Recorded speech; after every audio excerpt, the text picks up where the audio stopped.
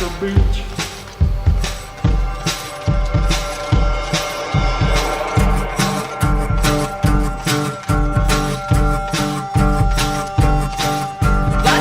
What you want, life is what you got. Life ain't what you want, life is what you got.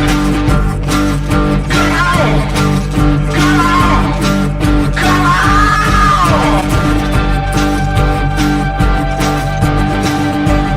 Broadcasting from Lamb-Driven Entertainment Studios, that isn't really a real studio, this is Life's a Beach, the show for nerds, geeks, dorks, neo-maxis, zoom dweebies, and everyone in between. Your source for everything movies,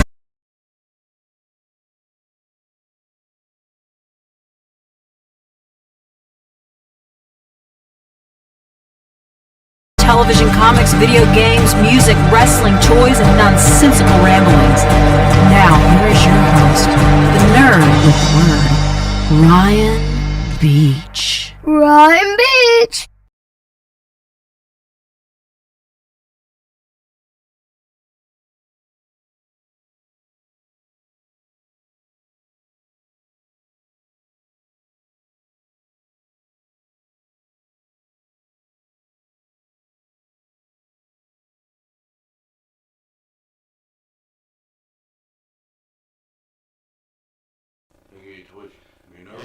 And hello, everyone.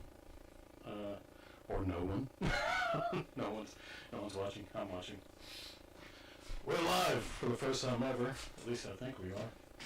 It's not showing up right there.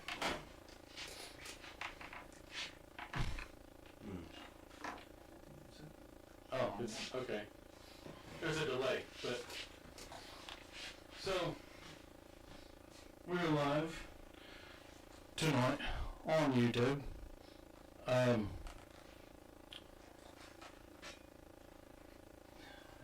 getting situated.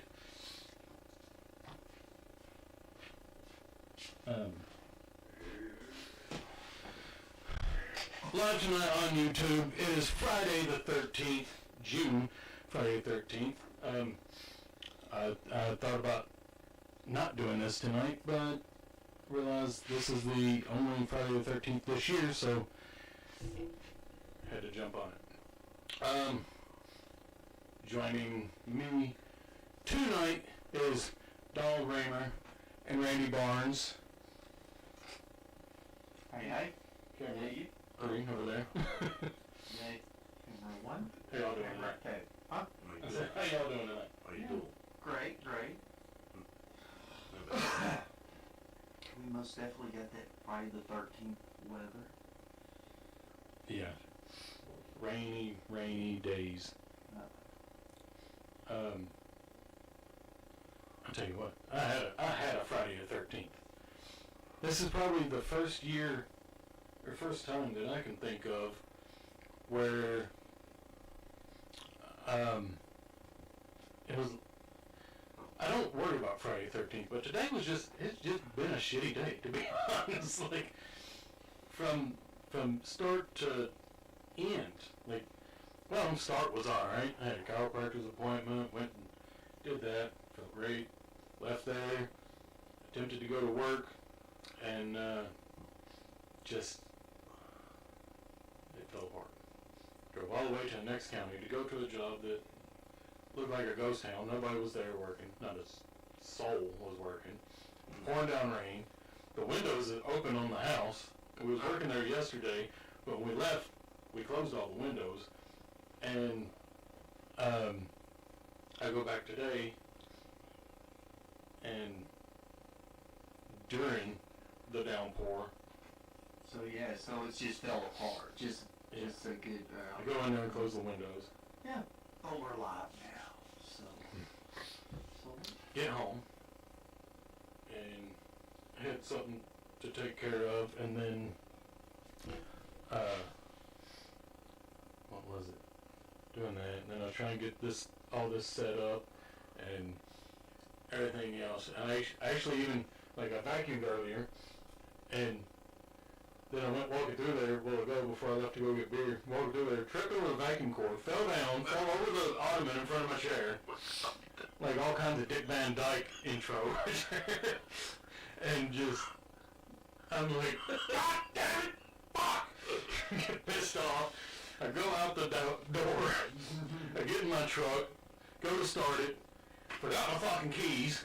That's still in the house. So I go back in, get the keys, go get my beer. I was like, Yeah, man, typical. fuck today. Yeah, it was a Friday the 13th for you, that's for sure. Yeah, it's Mine was good, actually. It was- Mine was, I mean, decent. I mean, Yeah. okay, just rainy and all that, but it's good. I mean, Yeah. So, I ain't got nothing. you didn't do nothing. decent today? Friday the 13th. Decent, no. Wasn't rough. Well, finally had a day off and I didn't get to sleep in because we'll go fucking hot. Yeah. Usually we keep our house freezing, you know. Alright, yeah. And Shit. it's 72. And I woke up this morning like 5 o'clock. I'm not go back to sleep. I just don't get comfortable. I'm hot. Can't feel the fan. I'm like, just gonna get up.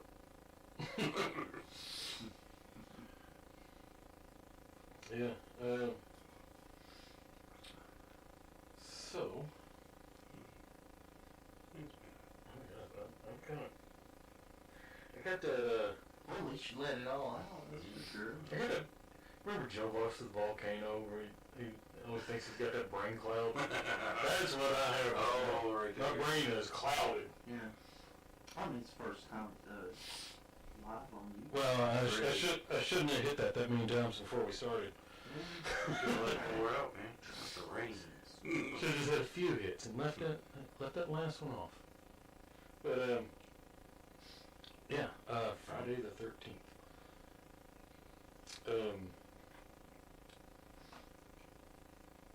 Today being Friday the 13th, I thought, well, there's a few things that are on all of our minds, I think, at this point. With Friday the 13th coming back, like Jason getting his own universe now, which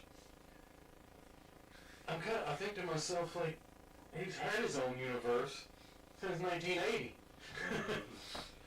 I mean, think about it, even Freddy's in his universe. Like, come on. But now, I mean, they're saying, like, a lot of the what's it called? The series. I think it's on. You're gonna be on Peacock, right? Crystal Lake. I think so. And with that, we have Linda Cardellini was cast to play Pamela Voorhees. We all know who Linda Cardellini is, don't we? She was Not really. she played Velma in the Scooby-Doo movies. Oh, okay. She was the girl that started working at the gaming place on Grandma's Boy that Alex hooked up with. She's singing that TLC at the party. I mean, she's always, I mean, she's a great actress and she's always good in everything she does. But I don't know if I can imagine her being a psychopath. I'll just have to wait and find out. Like I said, I like her, so. I mean, they did make American Psycho too, so. That's probably With Mila Kunis. I never have watched it. You never watched it? What? I thought you watched it. Maybe I did watch it, but I remember watching it. It wasn't really as memorable as the first American Psycho, which I barely remember anything about it at this point. It's been so long. But, yeah. What was we talking about? Friday the 13th. The Jason universe. Oh, what more can they do? Now that the lawsuit's all settled and we're getting that was bullshit. all this stuff back, really, where do we go? I mean, Crystal Lake's going to be a prequel to the first movie, and then Uh, they want to do more movies. I can see the prequel. It was like showing how it was abused or mistreated or something, and Mm-hmm. after he drowned, I'm gonna kill these motherfuckers. So you was talking about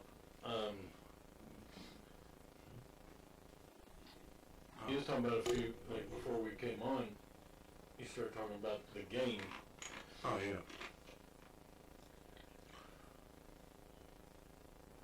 Yeah, I tried to get on there recently, just play the campaign or whatever.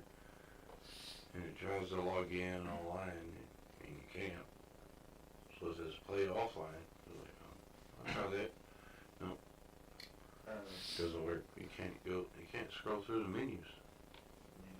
Can't even know. I thought when they changed all that, like when it was going offline and everything, Oh, December. they gave you like everything for free and stuff. I thought we were still going to be able to play just, not online, but just play Yeah. like a thing. Just get on there and fuck around. Ain't it weird that I don't like the gameplay?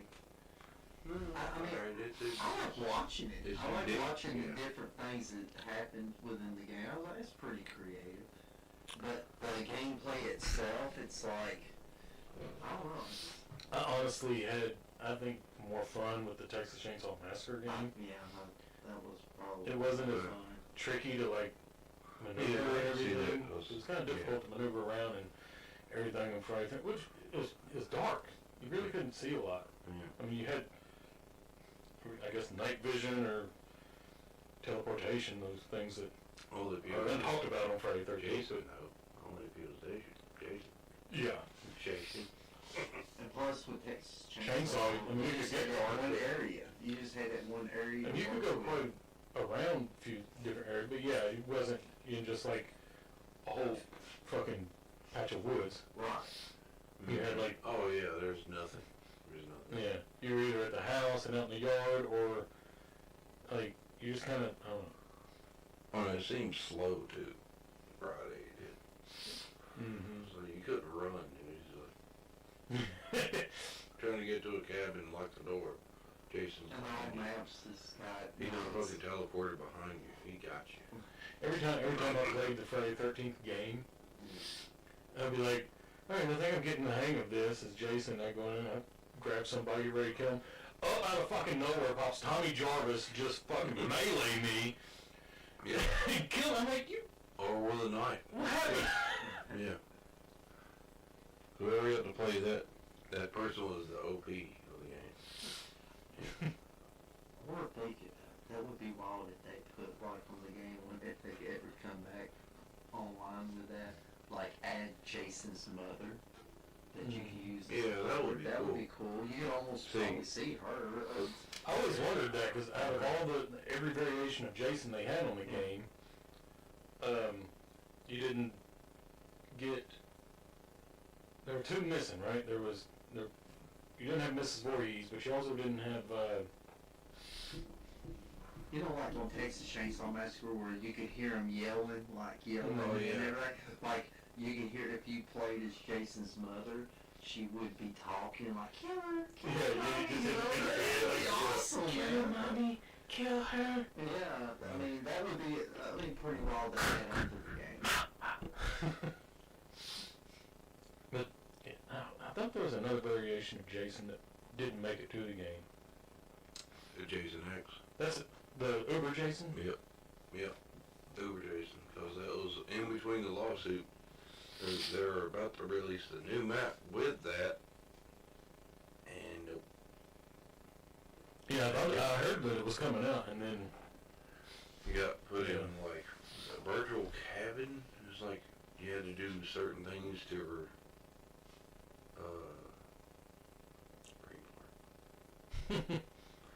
unlock it or unlock it and stuff, yeah. And one was a cinematic of Uber Jason. So, oh cool, we get to play as him. Just kidding. Lawsuit happened. forecast when this game is done. Well, the good news is part of the whole new Jason universe that's fixing to start. They're bringing the game back, like that game. From what I've read, they're gonna reboot that game, like what you already have, but it's gonna go back online, and they're gonna add stuff and do like more with it. Good. So I'm like, that'll give them, backing, Yeah. and then they'll be able to like, Cause it's kind of sad. make the gameplay better and everything else. Cause how it started was like it was a Kickstarter game. Mm-hmm. People had to promote it. Yeah. Not promote it. Excuse We me. waited years for Yeah. that shit to come out. It was like, yeah, fuck yeah, I'll pay for this. Which I didn't. I didn't have funds at the time, but I was like, fuck yeah. When it got released, I was like, okay, it's only what, $20. I'll try it.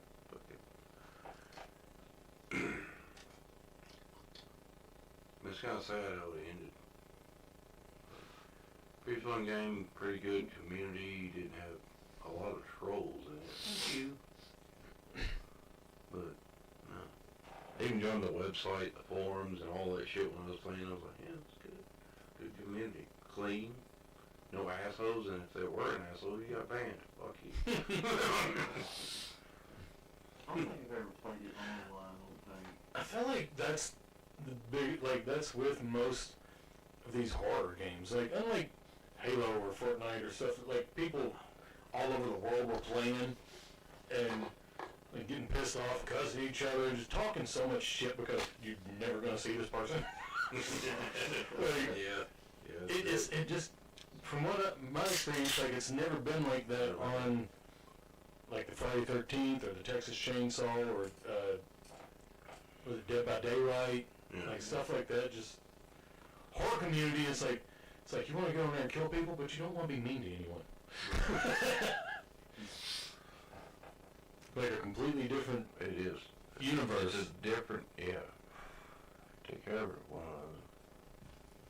I remember playing Black Ops and just people they were up on there. All kinds of great. But I'd start laughing. It's funny stuff there. I was gonna say, back when I played DC Universe Online, that I didn't get like shit like that, but at the same time, I wouldn't have known because I didn't use headphones. I was just playing, so I didn't care who was around. I was just kind of playing to be playing. I wasn't trying to like interact with people. I just wanted to play the fucking game. Yeah, I did that through Warframe. It's another free online game. It's weird. But I was like, I didn't know what to do, so I asked the community, it's like, how do I do this? And they're like, and one person in the chat room was like, somebody's salty. I'm like, salty? It's like, what's that even fucking mean? Yeah. Yeah, it took me a minute to get salty. And I still don't. I like pepper myself. Somebody's whining about, oh, I need help. I need to play this game. If I'm gonna be salty, I'm at least gonna be seasoned salty. I forgot what I was gonna talk about. That was a terrible joke. That was awful. I was like, I'm just gonna throw that out there. Probably shouldn't have.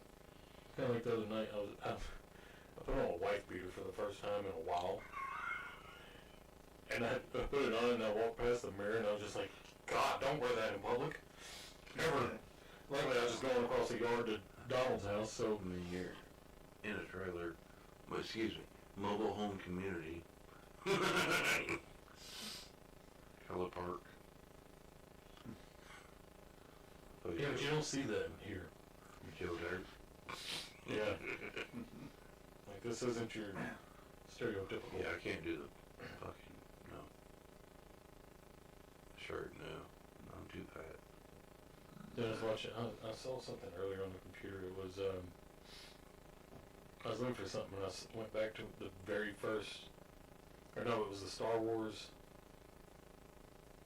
something, Life's a Beach we did, like, second or third episode. and I was like, oh look, I wasn't quite so belly rounded back then. And then like you popped up on her, and I was like, holy shit! Like this motherfucker had like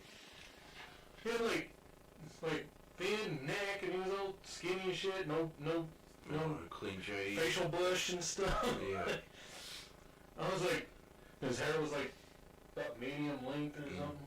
I was like, God damn, Donald looks like 30 years younger. I was lean. Yeah, you were lean. And then you moved back to Kentucky, down here with us, and we're grilling all the time, and it's like, well, Yeah. Beer Yeah, night.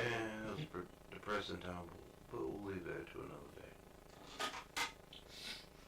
Yeah, Yeah, that was a complete change. that's a different thing. This is a Yeah. happy podcast, but Friday 13th, and a brutal murderer at a camp.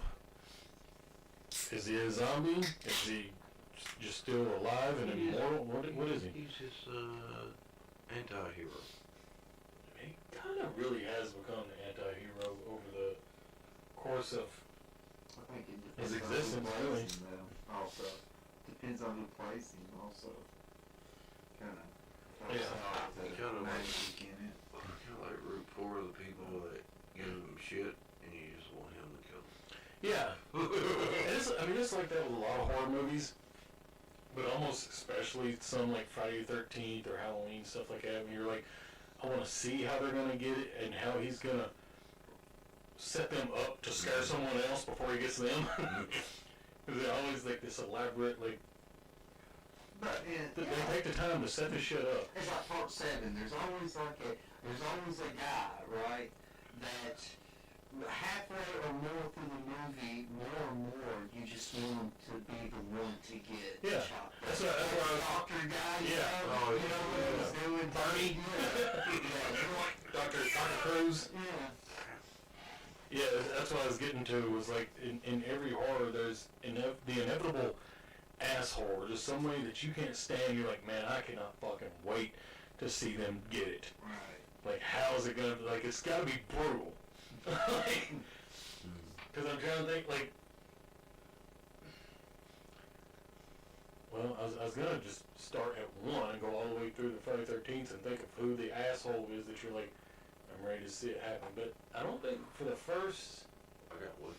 few, there isn't really, I can't think of like an ass in the first one, or the second one really. But no, I've got one though. Which, It's not through Friday 13th. It's Freddy versus Jason. uh, That one guy, he's a prick. He's like, don't kiss me after you smoke, okay? yeah. He's a fucking just. And that was a great death. That dude right there, I was like, just kill him. Folded his ass up like a taco in that bed, just Yeah. backwards, like, ugh. He's like fucking jockey ass, preppy motherfucker. He was a Like, dick, I hope yeah. he dies. And he was, actually, it was the first fucking death. That's terrible. Yeah. That and I kind of, he wasn't really a dick, but the Jason Mewes lookalike wannabe, Oh. the stoner dude. I'm that still just- I'm still surprised Kevin knew me. Like, hey, that's copyright infringement right there. Well, if you actually watch the, I think it's on the, not the Friday 13th documentary, but the Nightmare on Elm Street, they bring it up, and Jay's on there. Oh. Like, yeah, I remember in that movie when I was, wait a minute, I wasn't even in this fucking movie. Yeah. So that was funny that, I mean, we weren't the only ones that's like, dude, that is a fucking Jason Mewes ripoff. Yeah. He just should have had like a dude with a trench coat standing beside him and didn't say nothing. Little yellow fucking jacket. Cause he had like little one-liners that just were irritating to me. Like when they're sitting in the van, going down the road, and they're leaving the party where he went through the cornfield burning, just slashing everybody up. One scene where he killed the same dude twice. But like the one guy, Freebird, what is his name? Freebird or Freebird, So. something like that. He's like, goalie was pissed. Like, that was stupid. He'd already had the joke about wearing a hockey mask, and you're like, yeah, that goalie was pissed. It's like, wait, did you need to say that? Maybe it's just me nitpicking, but I didn't like it. Excuse me. But I really can't think of an asshole for the first 4 movies. No, wait, the third movie they had that biker gang that was, starting shit with Shelley and that chick at the store. So you kind of expect them, but they weren't really like the ones that you're like, oh, I hate them. Whenever you mentioned about the Jason wannabe, when you mentioned something about that made me think that I just wonder if he's seen that. Oh. I was just thinking He was dressed almost, just like. How about if, like, the dude that played the Freebird character, Yeah. he saw it? Yeah. Well, Probably. if Jay. I don't even know if he was on that documentary Hmm. in an interview or anything. I can't remember. I feel like I've watched it since then, but I'm talking about like Jason Mew, like Jay. Jay watched it? Yeah. Oh, he saw the movie when it came out? Of Freddy vs. Yeah. Jason. You go, wait a minute, like he's Yeah. doing the same shit. I wonder if he's seen that, or if there was anything said, or anything about that. probably. I'd have to think so. Or if he didn't see it, like, when it initially came out, somebody saw it and was like, dude. Muse. Tag Muse. I don't know if he's, I'm sure, I wonder how many I'm people. sure Kevin probably watched it, because Kevin's always, he likes horror movies, so I don't know if he watched it and was like, hold up. But what? You don't remember? I was about to bring up just like J.E. Muse being in. What was it? Was what? Who you calling a psycho?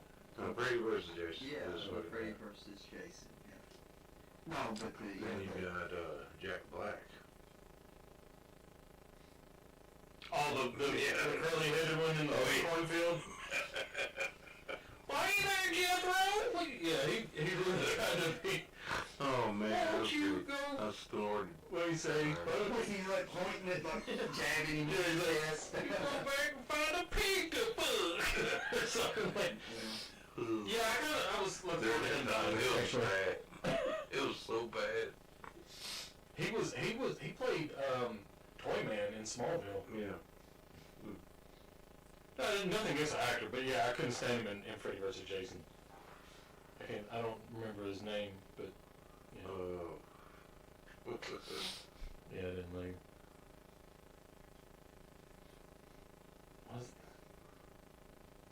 Was it Freddy vs. Yeah, that's Freddy vs. Oh, Yeah, the cornfield. Oh yeah. The Okay. wave in the cornfield. Yeah, I can see it now. Yeah. You see all the glowing necklaces and Yeah, we went to the theater and watched that. yeah. Yeah. In 2003. 10 years after we was like, oh man, did you see the end of Jason Goes to Hell? Yeah. Where Freddy's hand comes up and grows a mask. We read Fangoria magazine back then, and it was like the big article of one of the issues was like they're talking about Freddy versus Jason, and for 10 fucking years. Seemed longer than 10 years. 13. but- Oh, 13. Do you remember we got 13 them years. books? Remember we got them magazines that had like the Jason Goes to Hell thing, and we would like look at the pictures and stuff, and we would like wait for the movie to come out. Oh yeah. I remember me and you talking on the phone. Like, I think we both had that issue of the Fangoria, and we're reading it, and like we're talking about the movie, and we're like, yeah, man, they're gonna make this Freddy versus Jason movie, or Jason versus Freddy, whatever. They're gonna do the. I don't even know if we were calling it Freddy versus Jason back then. It was just like we're gonna have a crossover movie. Probably didn't know the crossover term either. Yeah. It was before crossovers and verses. It was just like, this is gonna happen. Well, I remember Josh going around with that sheet asking people, like, out of Freddie and Jason, who would win. And he would, like, have it, like, marked down, like a debate on it. And I don't know, it was just, I never knew of the outcome. Only Josh knew the outcome, I guess. I never knew There was, the at one time, there was a poll, because the internet started, and then there was a poll online or something, like, who would you root for? Oh, yeah. And stuff. The internet started in, what, like 97? Somewhere. Somewhere around there. 26-ish. Or at least when we were able to access it, like in The schools and library. stuff. Because I mean, I was always going and checking, like, when is Dogma coming out? It was 1999, waiting for Dogma. But, and looking up, like, porn pictures. You couldn't get porn, but you could look up naked chicks and stuff in the Bikinis. school library. Oh, Like, there's a bikini. Nobody Oh, watching. it's loading. yeah. Then you had to stop it. Oh, shit, somebody else too.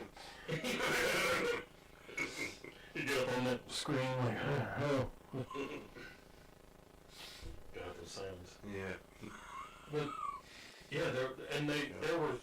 I remember printing off in the library like scripts for Freddy vs. Jason, because there was scripts being leaked.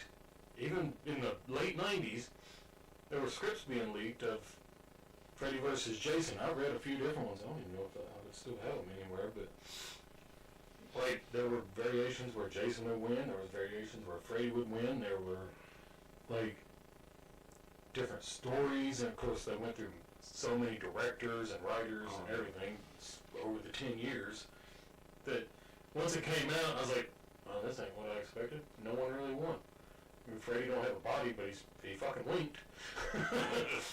I guess Jason won? And who's No, we all won because we finally got to see it after 10 years. whose universe was the movie in, you think? Whose universe? No, So it kind of was like a Freddy it was movie, not basically. either one's universe. I think, I mean, I think it's... I mean, it started off in, like, at Crystal Lake. Yeah. But was it a dream? Oh. Because Freddy had to bring Jason back to, so they kind of, I see. yeah. And he was his mother, but it wasn't really his mother. Right. It was Freddy. And a lot of it wasn't, I mean, but when it was pulled out, he was pulled out of the real world. See, but in the real world, it still wasn't the real world. I really just almost made the dumbest fucking comment. I was about to say, Freddy was the mother, and then you see there's Freddy, and I was like, because suddenly Freddy can shapeshift now. And then I thought back, and I was like, fucker's always shapeshifting. He's been a nurse. He's been fucking like puppets. Like he's done everything and just become somebody else. Right, Like, so it's he was even a motorcycle. And those scared the shit out of me. That was the first time I watched Freddy. Was that all there? Part three. That's a horrible Then thing to it changes into hot a chick, she's topless, and she Yeah. gets on him, and then it's like Freddy, it's like, I ruined, like hold on. needles for fingers. I'm thinking, oh, dude. Oh, I think the first one I seen was, that'd take a while. I think the needles for fingers was I want in, to say part 2. yeah, that was in 3 too, when he stabbed the Oh, junkie chick. yeah. Was what? Ah! Cracked my elbow on the corner of the fucking thing. I've got to be. Which one was the one where the with banana? Sit down, eat banana? Part 4? Because, Yeah. that's the one. It was they were in a that final tree. chapter. Crispin Glover was in there, and he was talking about him being a dead fuck, and then she had the sign, and they like act like they're gonna pick her up, and they take off, and she like flips them off. Or no, yeah, she flipped them off and did she turn the sign around and said, fuck you? Yeah, something like that. I know everything about these, we know everything about these movies, and I'm baked right now, and can't fucking remember certain things. That's the cool thing about being baked. You're in a different universe. And I almost snagged and smacked all up in the microphone. But, Yeah. She's eating that banana, and like a banana goes, it's like on her mouth, she's squeezing it. yeah. But you know, like that's the only visual you kind of mainly get is that banana being like sweat, like tensely sweat. Yeah, I mean, and, like, right there, all you did was say, remember the banana? I'm like, oh yeah, part 4. Oh yeah. You remember a scene from a movie about Banana? Yeah. It's probably the only movie. Why is that tasting like banana now? Because I'm talking about it. Yeah. Mind fuck. That's the only movie I can think of. Off the top of my head. Where there's a banana. Yeah. I'm sure I've seen movies that have bananas in it. But I'm gonna immediately think of Friday 13th, part 4. Final chapter. Which, as we all know, was not the final chapter, but... Was it different with, like, directors and writers that they brought it back? Hey, D. Yeah. Did you bring me one? Grazie. I get one too. Oh, you was getting this for yourself, Oh, huh? no, I was reading. Yeah, go ahead. No. Maybe. Nuh-uh. Nuh-uh. What is that, different directors? Yeah. I didn't know if it was different directors directing the one after the final chapter. I just wondered if they just like closed I it think- and then somebody else was like, screw that, we'll come up with some I think shit. most of them had different directors. Like, Sean Cunningham produced majority of them. No, I think he produced all of them, actually. Because, I mean, I mean, he he's- was some, but he's they like the- direct different directors. Though. Sean Cunningham with Friday the 13th is like John Carpenter to Halloween. I should have known that because I watched it. Or no, not John Carpenter. Before. John Carpenter did the first one. Wrote the second one. Wrote the third one, but not John Carpenter. I'm thinking of Mustafa Akkad. Kind of like the man in charge. Like he was always the man in charge of Halloween. Like Sean Cunningham was the man in charge of Friday the 13th. I almost said Wes Craven, but Wes Craven only did the first. Nightmare on Elm Street. So the Godfather of Nightmare on Elm Street, I would say, would be Bob Shea of New Line Cinema. That was always kind of the ones producing. The producers was basically the ones carrying it all of all those franchises. You know what I did not know? I knew they were gonna make one, but apparently they snuck the fuck up on me because I seen yesterday Oh, cool. or today, yesterday, that July, the new I Know What You Did Last Summer comes out. Oh. I was like, what the? I knew we were gonna make one, but it's already made and coming out next fucking month. And it's got Freddie Prinze Jr. and Jennifer Love Hewitt back in it, so I'm like, hell yeah, this could be cool. She'll throw you off, but It's gonna be better than I always know what you did last summer. there's a new Spaceballs. Yeah. I don't know about that. Look, this is gonna turn off into a whole different podcast now because I've seen that. I did not see that. Whatever, I'm like, what? I haven't watched the trailer. No. Is I'm that- Well, it's not a trailer. It's a video of Mel Brooks talking about he's doing it. Oh. And I'm like, I really hope he's just fucking joking with everybody. This is one movie I do not want. Mainly for two specific reasons. Not that there couldn't be a good Spaceballs 2, but you're missing two key components. John Candy. That was Spaceballs. John Candy and Rick Moranis. John Candy's dead. Rick Moranis retired from acting years ago. Mm-hmm. And if Rick Moranis didn't come back for none of the new Ghostbusters, I don't see him coming back for Spaceballs. I know. He's Like, supposed to be in it. he doesn't do, like, he don't really do interview. He don't do shit anymore. Like, he's out of the spotlight. So without Rick Moranis or John Candy, what do you do?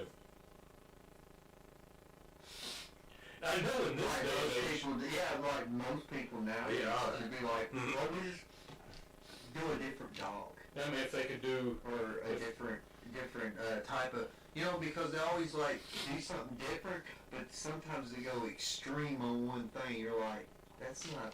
and if they do it like Disney, they just bring people back Mm. from the dead or otherwise, and just put their. But I mean, you could put anybody in the dark helmet, or whatever his thing was, but then you couldn't show his face. I mean, you could, but you would have to. No, It would probably be the guy that played it. God. They would have to have These like are new different characters. franchise. Nosferatu. I'm not watching They it. would have to have new characters, and Dark Helmet would have to be. It wouldn't have to be the same person. It would have to be a person like after or something. I just don't- I don't know. Like, it's just something I don't want to see. Like, I want to see the new Naked Gun, because that shit looked hilarious. Oh yeah. And, but with Mel Brooks stuff, like, Mel Brooks done a lot of stuff that you, well, I don't know, maybe not. I don't think you can make a sequel to Blazing Saddles nowadays. No, that wouldn't happen. So, I don't know. Like, I can't think of a single movie that is close to that.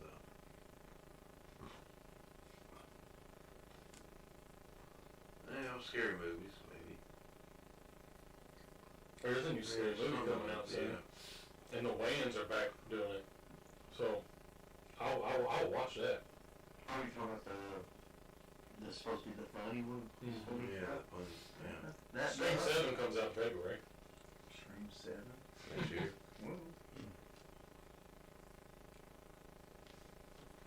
So does Breakfast. I don't know this spring. Breakfast 2 comes out next year in March. Breakfast 2. Oh, yeah. I forgot. Oh, I was going to look up the directors of each of the Friday the 13th. Wrong. That's just a 1980 franchise. And go to Wikipedia and bang. Computer records, I mean, 2 screens, a phone, and a tablet. There's a lot going on. What you need is Sitting here eating sweet tarts like Wayne and Garth with Red Rock licorice.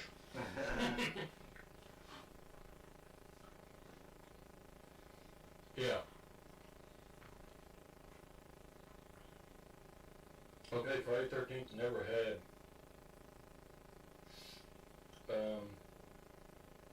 the same director twice.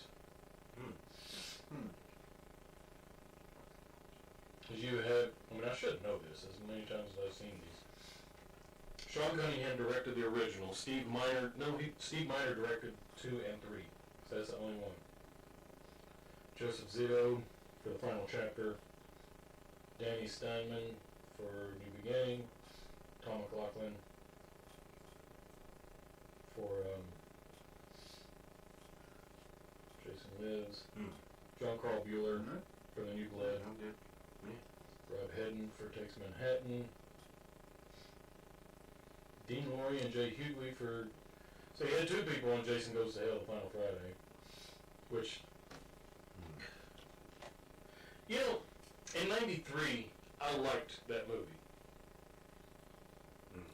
No, yeah, so it would have been just 10 years between Freddy and Jason. But... That's probably made another one or tried to do something. I mean, I know a lot of people on YouTube, like horror fans, make up. There's some pretty good ass, Man, yeah. some really good stuff. There's some pretty good looking fan films for Friday the 13th. Yeah. And Nightmare.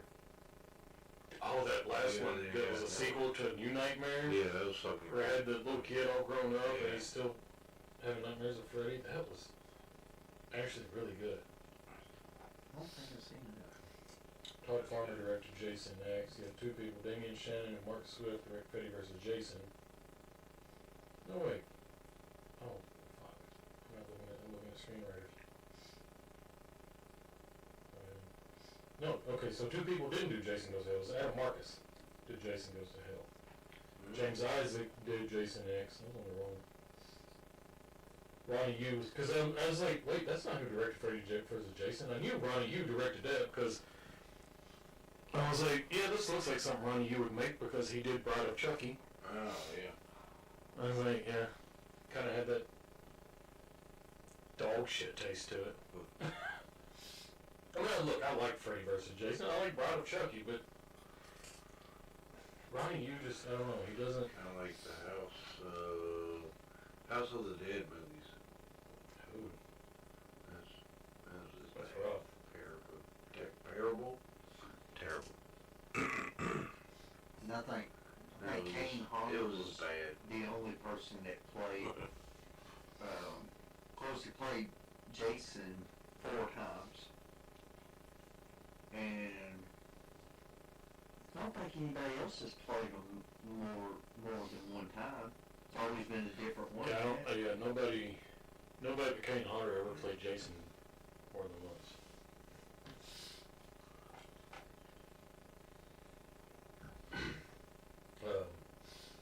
Kane Hodder came in for part 7. We went through 7, 8, 9, and X. And then the tragedy struck. He wasn't cast for Freddy vs. Jason. Don't bring that up to him. You know you missed. And You know you definitely missed not the one, person. right? Hmm. You know you missed one, right? Jason Goes to Hell. Did I not say it? No, but it's cool. We I thought it said 7, 8, 9, and X. I just called it 9 instead of Wow. Goes to Hell. That was yeah. And I said X instead of 10. But so Well, I'm not making a whole lot of sense, but yeah, because after 8 they changed distributors and rights. So New Line Cinema had it now instead of Paramount, and then it stopped being Friday 13th and became Jason's. Jason Goes to Hell, Jason X. There was never another Friday 13th until the remake. It was the remake? Who distributed the remake? Remake was Was like it New Line a Cinema? modern day. I actually liked the remake. I liked it, but the tunnels. Come on. It's kind of like, that's how you get around so quick. It's still like, it's the same distance. It's just underground. Yeah. That's why they don't see, but hear footsteps, I guess. I don't know. It's just the tunnels, no. I Oh, thought oh, he shapeshifted. He fucking teleported. He is not in a tunnel. Yeah. It's like I well, don't know if he that's teleported, because, I mean, did he teleport? Is he got the tunnels? Like, what is he? Is he a zombie? Is he a ghost? Is he a fucking living being indestructible? I mean, apparently, at some point we find out it's just a fucking demon possessing him Mm-hmm. that needs a pussy to crawl into to become Jason again. Through a Voorhees was he born, only through a Voorhees will he be reborn. And only by the hand of a Voorhees will he die. I don't know why he became British. I kind of had that. yeah, I kind of wonder. Yeah, I did. When I think kinda of wonder. Jason Voorhees, I think of a hot dog going through a donut. There's a little pink dress sticking a hot dog to a donut hole. God. That's good, It's though. like part. Yeah, it's like I was saying. Yeah, about part 8, where dude's running up the stairs. And Jason Jason's takes one looking out? up. Yeah, he did looking up, and next thing you know, it was like 2 seconds later, he's He's like like- going through the window. Yeah. Like what? Like In the alley when the, yeah. yeah. Like how's that happen? And then next thing you know, he's down there to shove him. And at the same time as he does that, then like, I think it's the same time he does that, at some point, like, he had the time to stick a severed head on the dashboard of the cop car. How'd you do that? Yeah. The dude that he knocked his head off at the top of the building. Alright, motherfucker, take your best shot. Oh, yeah. Why? You shouldn't have stopped. You had him right on the ledge. Your hands were bleeding, but you had him right on the ledge. Just push that motherfucker and run like hell. He'll probably pop back up, or you just go to the alley with those junkies, get shot up with some heroin, and just fucking forget about Jason. Not promoting heroin, but I mean, they didn't give a fuck. They also got killed. They were doing drugs. And Jason's not about drugs and sex. That means drugs and body. Or music. Or the boombox. That would have been a hell of a commercial. That's Jason's voice. Drugs are bad, okay? The boombox. That's probably my favorite scene when Jason goes, Jason Takes Manhattan. Is him kicking that fucking boombox. Pulls up the switchblade. Hey, you got beef or whatever the fuck he said? And he's like, just turns, lifts his mask and turns and walks away. It's cool, man. I was like, he's got a sense of humor and knows that he's fucked up. He's like, look up. I ain't gotta scare you to scare you. I'll just show you something. Fucking show you this fuck. Hey, you know, hey, have you noticed this? Have you noticed that part 4, where he had the mask knocked off, right? That there for a moment, he kind of looked like the dude off the Goonies. For a moment, I'm like, yeah, but in the slow motion, yeah, he catches the mask and yeah. and he kind of turns like, Yeah, you kind of got this. It was a reunion of sorts, wasn't it? They're from Goonies and Mouth. Because Tommy Jarvis was Corey Feldman. Yeah. Yeah. You think you have flashbacks or anything? Like, oh shit. I wonder if that's just something, I don't know if anybody's ever... Actually, I think Goonies would have been after that. Right? He was a little bit older, just a little bit older in Goonies. Maybe that was a Goonies was like idea of right. the way you looked. Goonies was like maybe a year or so before Lost Boys. So, yeah. Because he was still pretty young in Friday 13th Part 4. I'm just looking at the worldwide box office right here for all the movies. Yeah. And actually, Freddy vs. Jason has the highest amount, 116.6 million worldwide.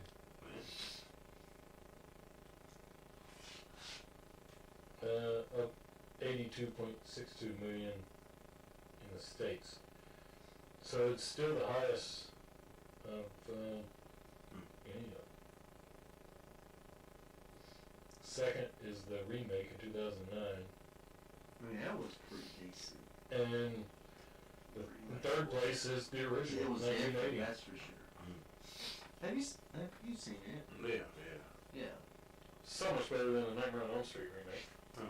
Yeah. They put the guy from Supernatural in it. There was your star. Oh yeah, Jeremy Padalecki. Yeah, that's what it was. It also had, If it didn't have him in it, it wouldn't be worth shit. well, actually she wasn't Still pretty decent. popular yet, I don't think. But the girl that played, Caitlin Snow, Killer Frost on, the Flash TV series, she was in the Friday 13th remake. What would be And Black Canary from the Arrow series was in the Nightmare on Elm Street remake. what would be your favorite scene out of all times? Out of all the Friday 13th, what would be your favorite scene? Out of all of them.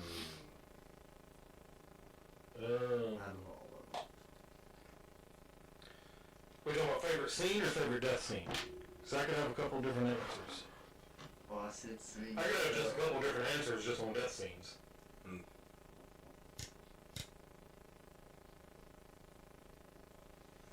I guess both, maybe. Both with death scenes of how creative, how creative they were with showing Excuse me, by the way. Hey, don't do that. It's contagious. I passed out. I've been up since 5 o'clock, so. That's your fault. You didn't even have to work today. No, I tried to sleep in. Didn't work. Motherfucker. Never happens. You told me when it gets so.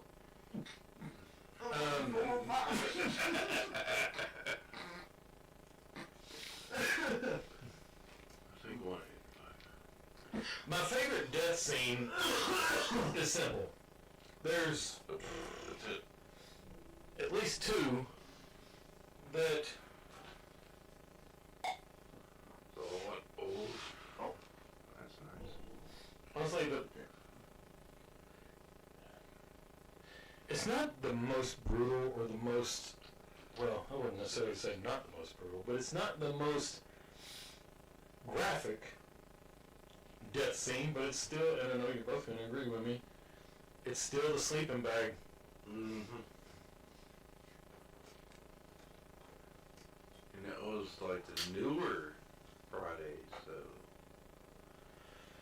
I don't know the scene where that chick's riding a dude.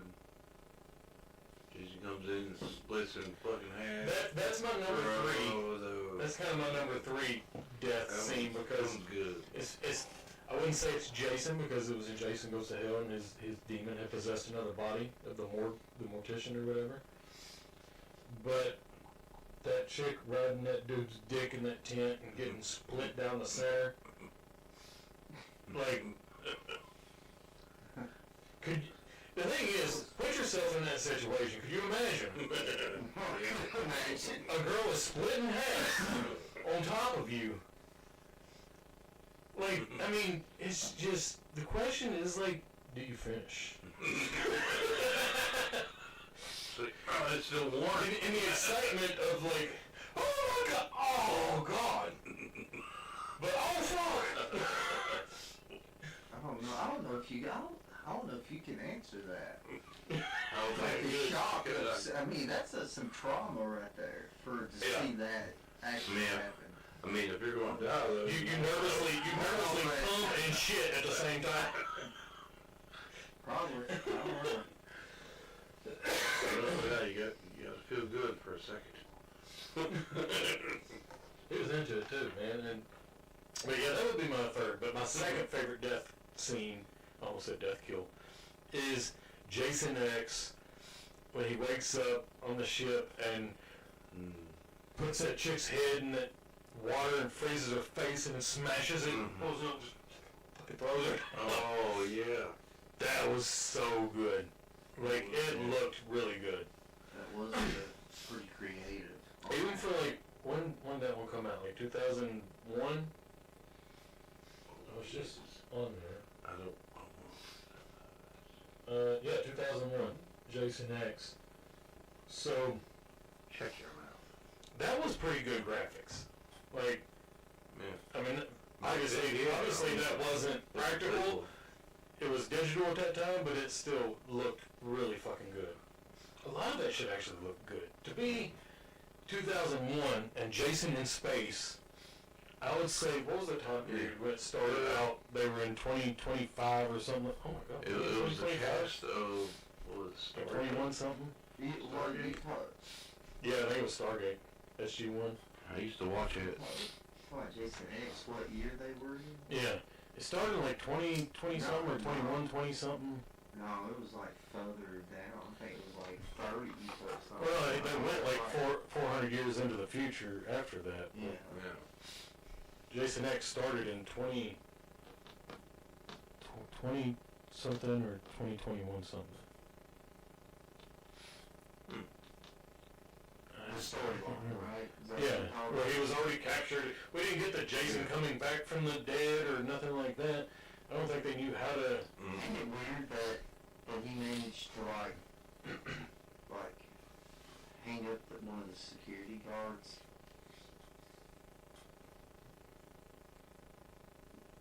Oh, His place and where he under the was blanket and around. stuff. Yeah, Yeah. and didn't see any other bodies. I know. No, wait. The other people came in after that. Yeah. Then there was the bodies. Yeah. Yeah. Now you could compare that There's scene. so much like. Think about it. You could compare that scene to the scene of say Halloween, where Michael Myers got the fire department or whatever. Oh yeah. You know. And it kinda puts Halloween that- Kills. Yeah, because there was no hope for either side for the Halloween thing, but No. Yeah. there was no hope for either one. I have to say that scene in Halloween Kills, which Halloween Kills is, I don't care much for, but that part. Yeah, the scene was Was- very that was- creative. was- Yeah. The only other time I can think of like a massacre like that is in Halloween 6, The Curse of Michael Myers, when they're in the institution at the end, or like towards the end, and there's a hospital room where they're in there, and then he just comes in there and starts meleeing everybody in strobe light. Oh, yeah. Oh yeah. He's fucking going ham, like They always got that Darth Vader in a hallway ham. then you got the Friday the 13th. Of course, you got the Freddy versus Jason, where Jason's out in the cornfield slaughtering people in the corn, like at that And party. that was a Or got Texas Chainsaw Massacre where he's on that bus. Can you imagine, being on that bus and Oh. Leatherface gets on and you're fighting to get out and you start hammering down on students or whatever. What the hell was Leatherface on the bus?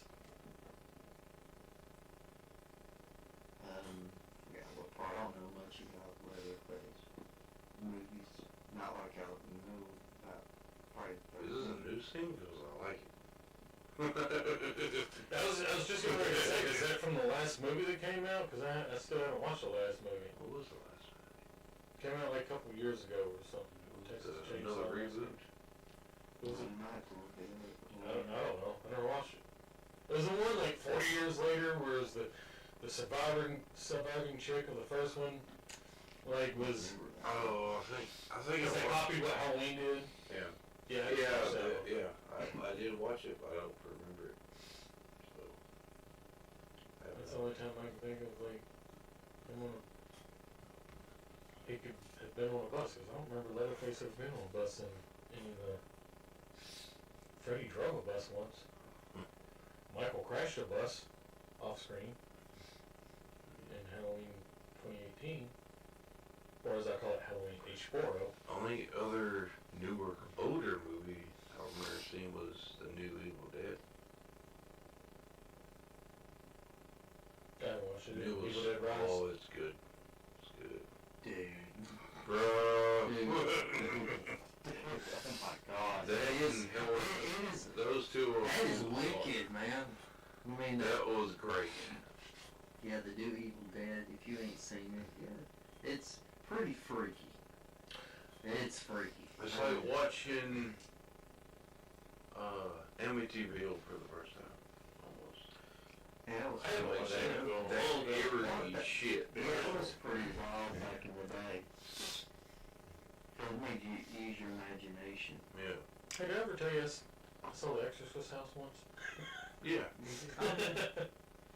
Stood on the steps. That's why, man. There's no way that Reagan or the demon or whatever pushed the priest or whatever out the window and then fall down those steps. You know how far you saw those steps are so far away from the house. Like, I mean, it's not like a big jump, but I mean, so you've got the house. There's like the driveway and stuff where that window would have been for him to go out. Okay.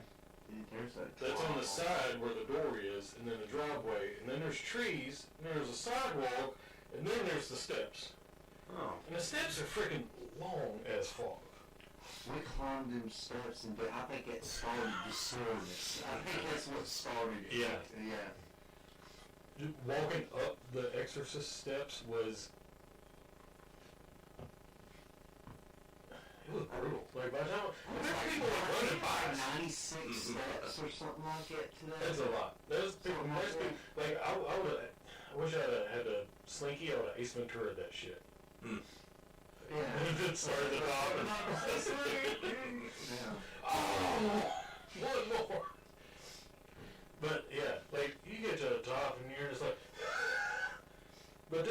were running by us that I guess do that every day Yeah, as exercise. Like, Yeah. they were fit as fuck. that was like at when we went to... One of them was a parkour dude. He was like bouncing off of shit. Yeah. I was like, Oh, oh, look, wow. freestyle walking. Huh. But going down the steps, I was like, I don't even want to fucking go down them now. Going down was difficult, but a little bit easier. It was easier, but it was like high. Like Oh. these steps are almost going straight up. Yeah.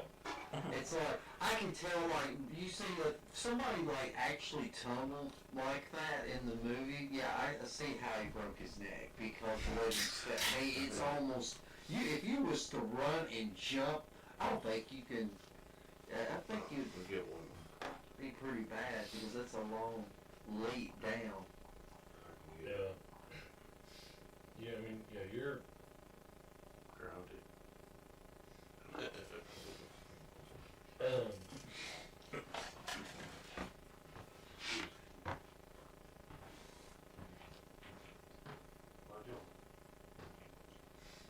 I was trying to think of what, the point I was fixing to try to get to. Got off on the Exorcist. Got off on the Exorcist and forgot about Friday the 13th. Did I look up at that up at your picture? I don't know if I think if you look like Drew McIntyre. There were people that commented on those photos and said I look like, Crush, Brian Adams. Dude, you look almost like carrying crosses too. From here, and plus I smoke, so You remember what Crush looked like when he, like his NWO, later days in the NWO? I Was, think I do remember it, that. like, I never would have thought about it until, like, somebody said something, and I was like, oh my god, I can see that. But, I don't know, I still can't think of a favorite scene, just a scene. I know my heels.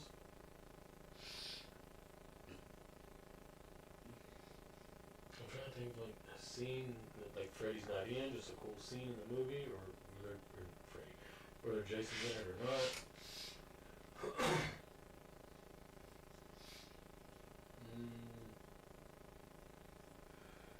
I don't know. That's tough. That's kind of tough. No. I think I would have to go with. Yeah, probably him kicking the jukebox and lifting the mask and shit. Yeah. That might be my favorite scene.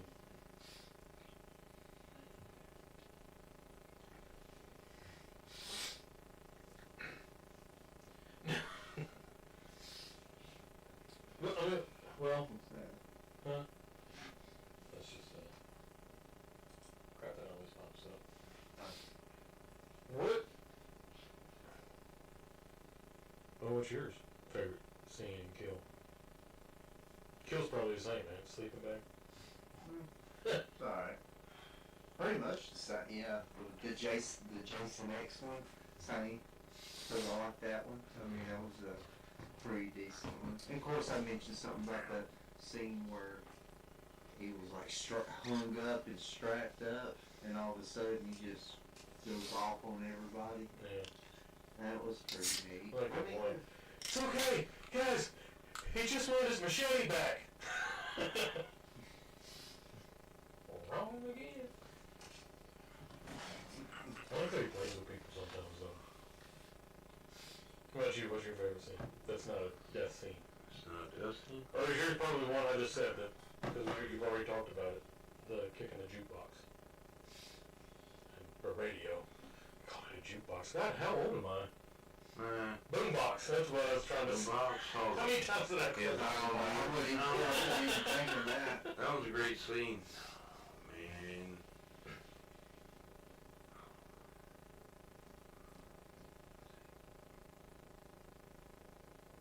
No, I can't think of one right now. Help me on the spot. I'm like, nope. Of course, I gotta go with the Tommy Jarvis. Come on, Jason, come on, you pussy. That was always a good one. I like okay, my favorite part really would be the, I don't know if it's just because I got really hyped up on the Alice Cooper, the Teenage Frankenstein. Where he like ended up in the, inside the thing. Yeah. I did think about that one, because I was like, It wasn't my favorite kill or nothing like that, but just that scene driving through and stuff. the whole setup from the time that scene started when they're in the motorhome, That could have been all the way through, video all the way through to the time. crash.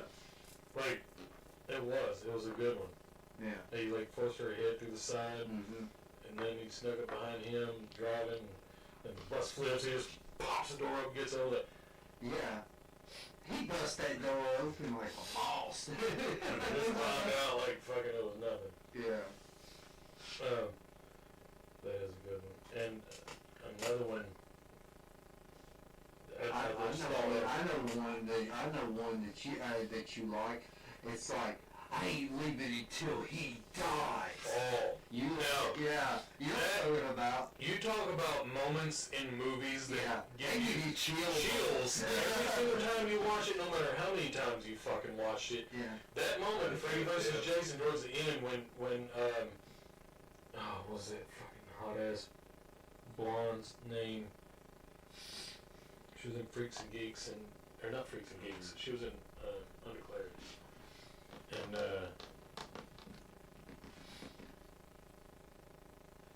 she's been in other movies. I can't think of her fucking name now. But yeah, that scene. But when she's all like wet and she's got the claw marks on her, like that going one. to her cleavage, where he was always like, first I'm making it a little messy. And she's like, no, well, I'm not. He killed my mother, and I'm not leaving until I see him die. Like the passion and the fucking force she delivered that line every single time. I'm like, oh. Like I get the fucking goosebumps and shit. I look like a rock coming out, like, like showing the goosebumps. I'm like, fuck. Like there's certain movies that just get you like that. Like there's moments in Titanic that get me like that. Where you're just like, oh. I can feel that shit. Like the guy flying through the ship and hitting every it's like a pinball machine.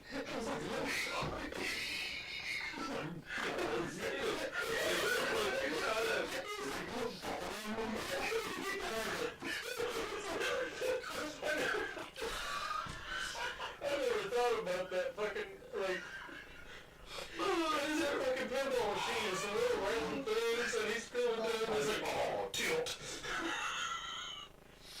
Makes it back a little Freddy vs. Jason there. Yeah. That movie is serious as fuck, but that one scene where he bounces off everything. See, that's not the one I always laughed at. I always laughed at the, like when I was younger, I would laugh at the scene now. It's just like, oh, you're a terrible person for laughing at that when you were younger. But it's when the dude falls off the back and he just smacks that propeller and goes fucking spinning. I used to laugh my ass off at that shit. I don't know why.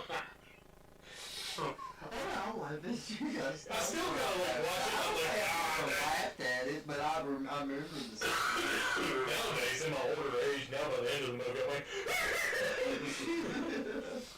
and she gets to the fucking end of the boat, like right before she dies, at the end, she like tosses it off. She's like, I'm like, oh. Sound like it's like, I can't do it.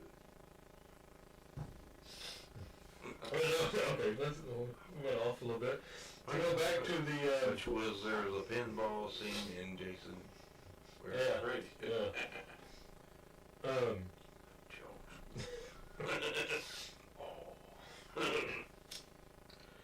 The end when he's like, when what's her name from Destiny's Child was walking up, Oh God. and he's like, "Arr." But it sounded like a fart, or like grunts, but it sounded like he just let one rip. He's like, it was just like, he just like,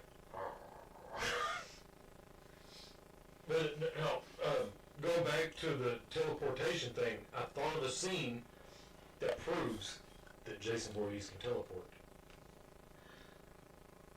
And Jason takes Manhattan when they're on the cruise ship. Oh, yeah. And, what's her name? That one chick's stuck in the, like that dance room thing.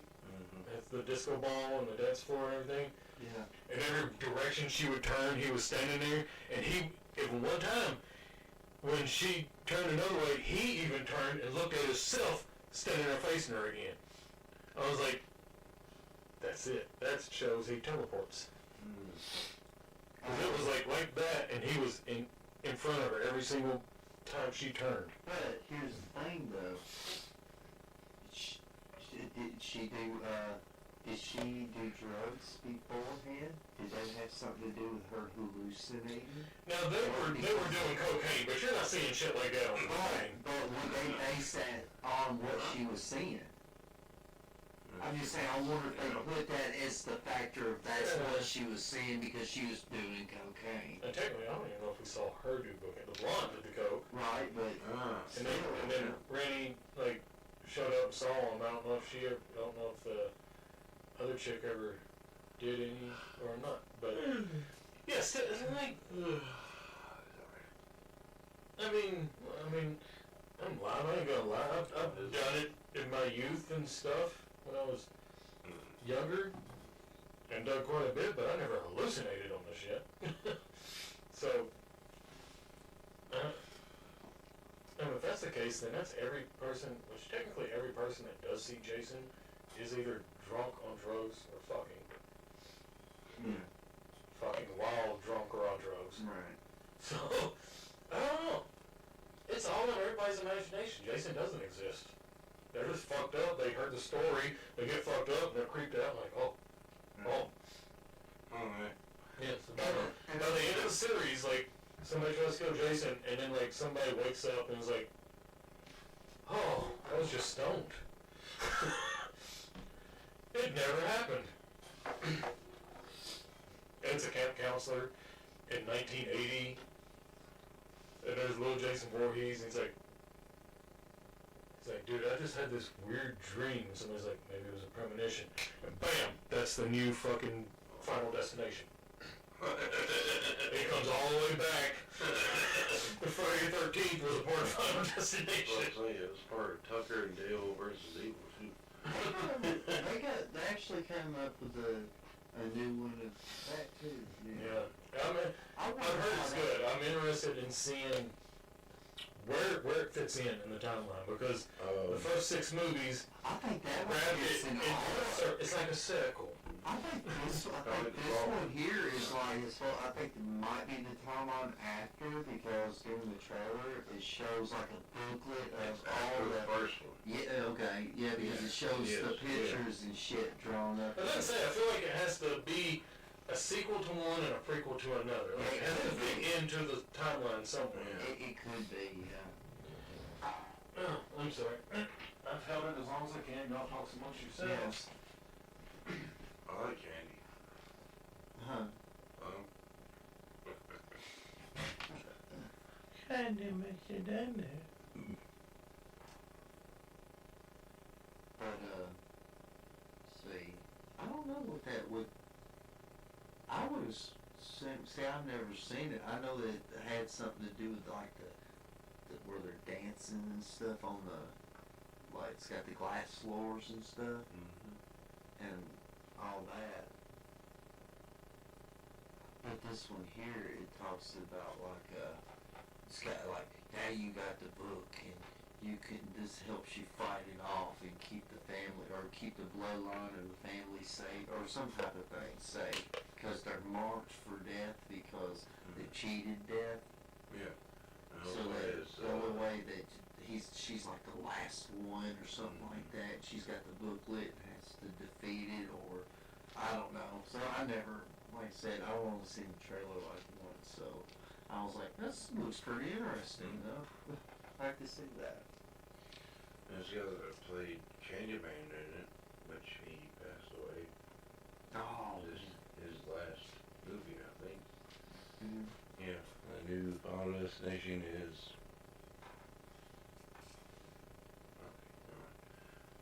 His last movie.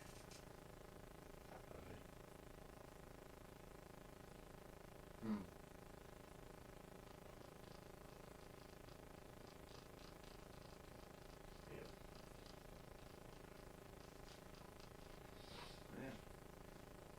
Yep. Uh-huh. And we're back. Oh! Oh, governor! So while I was away on a sabbatical taking what was the Adam Sandler longest pee, I had time to think about the character you wanted to die most, and how I said I couldn't think of one in the first 4 movies, or first 3 movies. I thought of the one for the 4th movie. That would be that fucking jabroni that was always like telling Crispin Glover like he was a dead fuck, and he was always just kind of annoying and a bit of an ass. And then the twin chicks like weren't fucking with him; they were fucking with Crispin Glover and shit. He's like in there like just by himself watching like a porno movie on film, silent film shit, and then he gets killed. And I was like, all right, he's out of the misery. What about the one that one girl gets hit with getting hit with an axe and he grabs her and throws her behind the TV? Yeah, the bitch in the Yeah. 7th one. Yeah. That's when you're looking forward to dying. Yeah. It's like, Other than Dr. Cruz, yeah. Bad News Cruz. And you notice it was from within that. Like from so In the 8th one, it was the uncle or whatever, the legal guardian of Rennie, yeah. where you found out that he pushed her in the lake and Jason fucking grabbed her and all that Yeah. stuff. And The one got shoved in the barrel. yeah, Get it? Drowned it. Pretty much drowned it. in a barrel of like New York City acid something. I don't know. New York City don't look that disgusting, but also that was last year. I wasn't there in the 80s. That was a time when apparently it really was. I don't know. Yeah. I don't know if it was. Um, Well, we went to Manhattan though. Part 5, when it actually wasn't Jason, Yeah. it was that fucking loud ass bitch and her dumb ass son. You hear me, Junior? You want to tell them I want this bloody band shut down. You hear me, Mom? Come in here and eat your slop, you stupid fuck. And then he gets a fucking cleaver to the head. And she's drowning her bowl in her pot of just water and vegetables. She looked like Elmer Fudd, like he was about to stick a live rabbit in there. It was just a pot of water, and she's just throwing carrots whole, everything just on there, and she's like, I'm not eating shit you make, woman.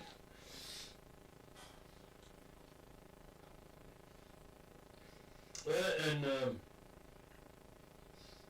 part 5 had oh well, that's a whole different category right there. And this is where we could get a little controversial on the show, depending on if you're a little soft Okay. and don't like to hear certain things. But we're going to talk about tits now. Oh. Because part 5, I started thinking about a scene and it reminded me of some of the best tits in the Friday the 13th series. There's quite a few. For a new beginning. Yeah. Look, we're guys. We like tits. Come on. Baby. That chick, the cute brunette, they're out in the fucking woods, Oh about to do the deed, and she just, like, comes down just great ones. All natural. Just, yeah. And she takes garden shears to the eyes and How does that? The thing about that. you just remember to do this. You're like, Yeah, I'm like, oh. I mean, here's the thing. It's like. I saw a light bulb over your I head. was thinking of another thing, but go ahead. Like the 80s, the girl with the black hair and the white hair. I have to remember. Oh, That one, I was that was in the same one, part 5. early gothic. Yeah. Yeah. She was like the emo girl Yeah. of the New Beginning. Yep. That's it. She looked like if Kelly Bundy was porcelain black. Mm. Just like a gothic kind of. Yeah. She's in the fucking ring dancing, doing the robot and shit. Just that her death scene was supposed to be much more brutal. Did you ever see the? I don't think they shot it, but there were pictures of it. Yeah. No, I never. Didn't get it the way she got it. Mm. She didn't even. You didn't really even see her get it in the movie. You just see her like turn around like that. Yeah. In behind us, in the original shot, it was I guess shut down by MPAA, but made it NC-17 or something, if I remember correctly. But he put that machete straight up her puss. Oh wow. Kind of like Tapfire. Cause you see like the pictures of it, and like she's just all fucking gashed and bloody, like none of like she just heavy flow wasn't enough of a temp off of that one. Like That's like. I can see where it was cut down, but still nowadays we've seen much worse. Yeah. Fuck, you ever seen I Spit on Your Grave? We're seeing Faces of Death. Yeah. No. It's a.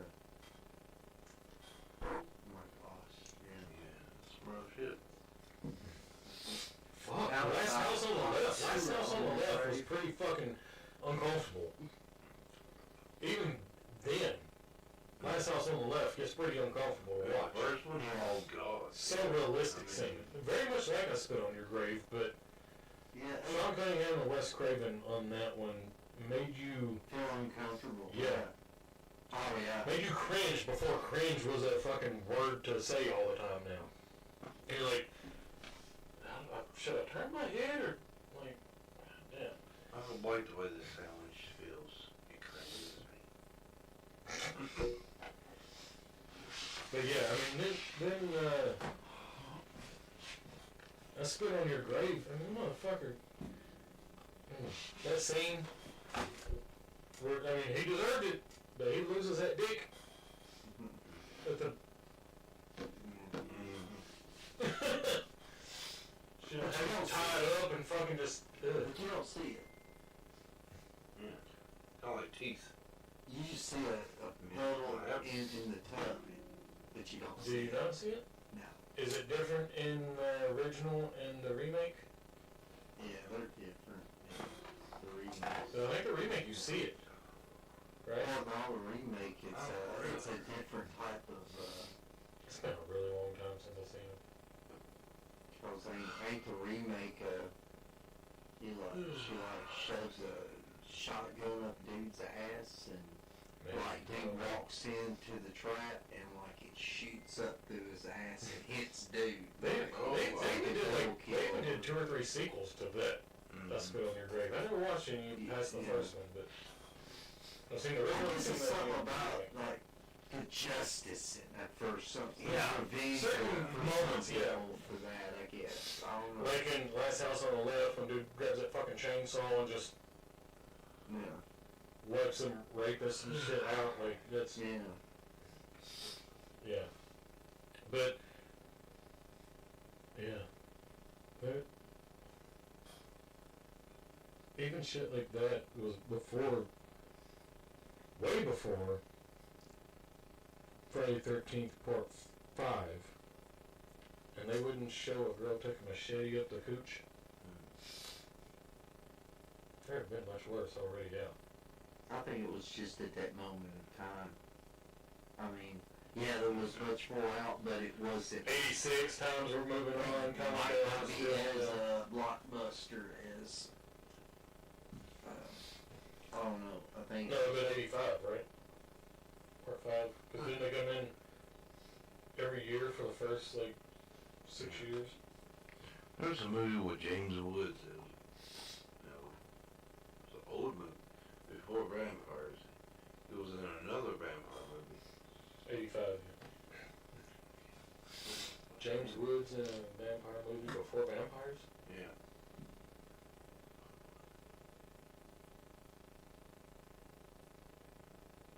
Did I ever tell you I met John Carpenter once? Yeah. Right after vampires came out? I'm just gonna start doing that. That's gone. Like Richard would always do to me. He'd like, hey, did I ever tell you I met Kevin Smith once in an airport? I'm like, yeah, fucker. Only a million times. And then you finally. Now he'll still do it. I'm like, he hugged me. Twice.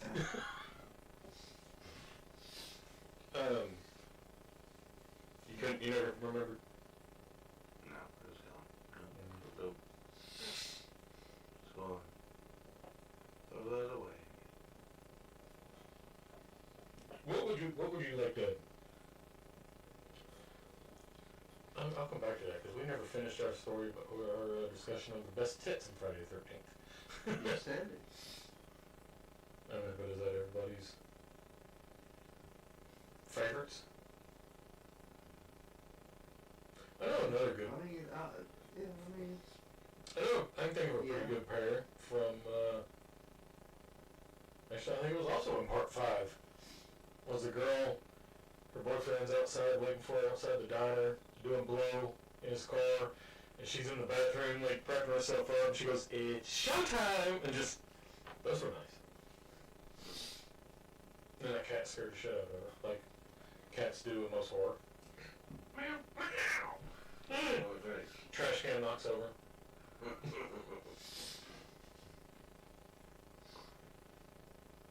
There's been quite a few. Yeah, we'll just get off the tits. Hey, I We tell you, can talk about seem tits all day. I tell you, seem to give you chills. That's that Indieville horror. Remember the woman's looking out the window, and all of a sudden you see those glowing eyes, and she like, that's. You know what I'm talking about, don't you? I was like, can you imagine seeing that shit, like, just actually looking outside your door and just seeing glowing eyes, like, oh yeah. There never was a lot of things that would have me, like, Uncomfortable? oh my god, like, I'm kind of freaked out right now. But the very first time I watched The Ring, Oh yeah? Oh. like, late at night, like midnight 1, something, in a room, pitch black, dude, I'm fucking, like, I'm hearing shit outside, I'm looking around, I'm like, should I turn the lights on? I don't want to get up. I'm like, The Ring had me pretty fucking, like, freaked out. It don't do it like it now, but It's like The Ring and The Grudge. The Grudge. You know, but still, but it was like, I was like, back whenever I started like trying to do like astral projection or like do meditations and stuff, they had like like the different sounds and frequencies, and I had it pitch dark, and all of a sudden just through amongst of all of it, I just hear like, and I'm laying there and I'm like, what the? You know, because it's pitch dark and I'm trying to get, but I hear that sound and it just, I'm like, what in the world? You know, like daggone. But yeah. Oh, what's this? Yeah, I actually forgot about that sound because I always just associated that meow. Meow. Every time you see that fucking little freaky fuck upstairs, like between the rooms. So I forgot about that. It makes me think of the liquors in Resident Evil. Oh, yeah. That shit, even like the game, you'd be on like a subway cart or something like that, Yeah. and it's the lights going or something, you just hear like the fucking sound, and you're like me playing it, I'm like, oh fuck, oh shit. Like me playing Last of Us when I had to like go and turn the lights on. I was like, they made the same sound as the liquors, but the zombies that were blind Yeah. and just would like run fucking violently at you. God. Crawl on the ceiling. Yeah. you had to like sneak very, very quietly to like get around them. If you made a single noise, like, I'll tell you another movie I like to see, and that would be 28 Years Later, something like that. Yeah. We're going to go watch it next Saturday. Really? Yeah. Okay. We finished watching the first one, like 28 days later, Yeah. and 28 weeks later. I'm like, wasn't there 20 months later? Yeah, they skipped it all. What happened? that's why I'm protesting when I watch it. It was Because they kept saying, oh, we're going to do 28 months later. It never happened. And they skipped to now, but 23 years later, they make 28 years Well, later. the reason why, I mean, that because it's just stretched on out, and I figured that I think they just figured that they just go with that, because again, I don't know if they can go past that. the action that was in the first one 28 decades later, like, maybe Yeah. thing where you like, wasn't in the second one. So it makes sense, 28 years. So he's been, It's been a I don't while. know, it's been a I long don't even know. I remember the first movie, most of it. It was kind of lonely, kind It of like was. I Am It Legend. was. Have you seen the trailer to that? Not as lonely as I Am Legend, where it's only one person and a dog, but still very, he was very Priest or lonely. whatever? Was it? Have you seen that trailer to that, 28 Years Later? Yeah, That priest? yeah. Oh my god. Like, they bust into that church, he's like, come on my children, and they like tear him apart, and he's like, oh my god. Like, I don't anymore, it's like, it's more like watch the trailer, it's like, alright, whatever. I don't know, I'm just not really much in the TV or movies like I used to. I don't think I I ever just watched remember all it those either. podcasts is like, I just remember watching It was good. Friday the 13th, you know. It's kind of like I don't watch it anymore. Because I've always whenever been you the sit same way. there, it's like, you name off the kill, I could probably tell you where it was. You know, or whatever. What movie did a girl get stabbed in the eye with a kazoo?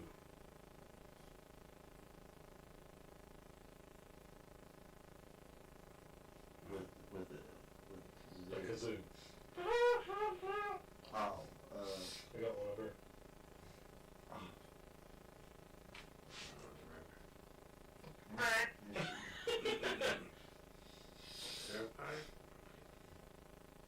I think it was a kazoo. It might have been something with like a horn on it. It was something that sounded like it. I remember the girl getting shot in the eye, and falling back. With the into- arrow? Yeah, with an arrow, and that's part 3. Because it was, the arrow was on the line for the 3D effect, like Oh, coming yeah. right at the screen, or right at the lens, or screen, depending on which way you're looking.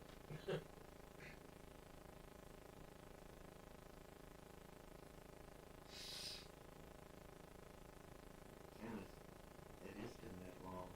Because I'm sitting there thinking about it, and I'm like, I remember, it was part 7?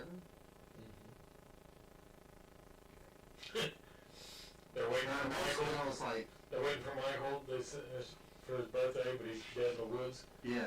because the telekinesis chick had already seen the, whatever. And the two was in the back of the van fucking. And I'm like, you hear that? Oh, fuck, what? Yeah, happy birthday, asshole. And she has him go out and check, and when she looks up, we're like, are you coming back or whatever? She turns and it's like, it sticks in her eye. What about where Jason like stabs dude and grabs onto the machete and starts picking up on him, shaking him? You remember that one? Wait, what? He Stabs dude with a machete, lifts him up and starts shaking him. Remember that one? remake? Yeah. Doesn't say, cause Then that's the only one that I don't know. That's the only one I don't know by fucking Yeah. heart. Oh, I'm like, okay. it's the least one I've seen. Okay. Yeah. because my Jason universe, like now, I don't watch just, if I want to watch Friday 13th, I feel like I can't. I'm too OCD for shit like that. I will start with Friday 13th and I will go through the timeline with Friday 13th and Nightmare on Elm Street all the way to Freddy vs. Jason, and then after Freddy vs. Jason, then I'll watch Jason X, Yeah. because it's in the future. Yeah. And then after Jason X, I'll watch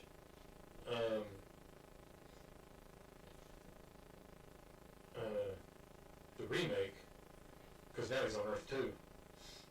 He's starting over. He landed in the lake, he's starting over, so I'm just like, this is starting a whole new thing. And then at some point, I'll throw New Nightmare in there, because that just pretty much said that Nightmare on Elm Street was a movie, but Freddy is real and coming out of hell to fuck with Heather Langenkamp. Because New Nightmare was set in real life, but hey, doll. Dominoes.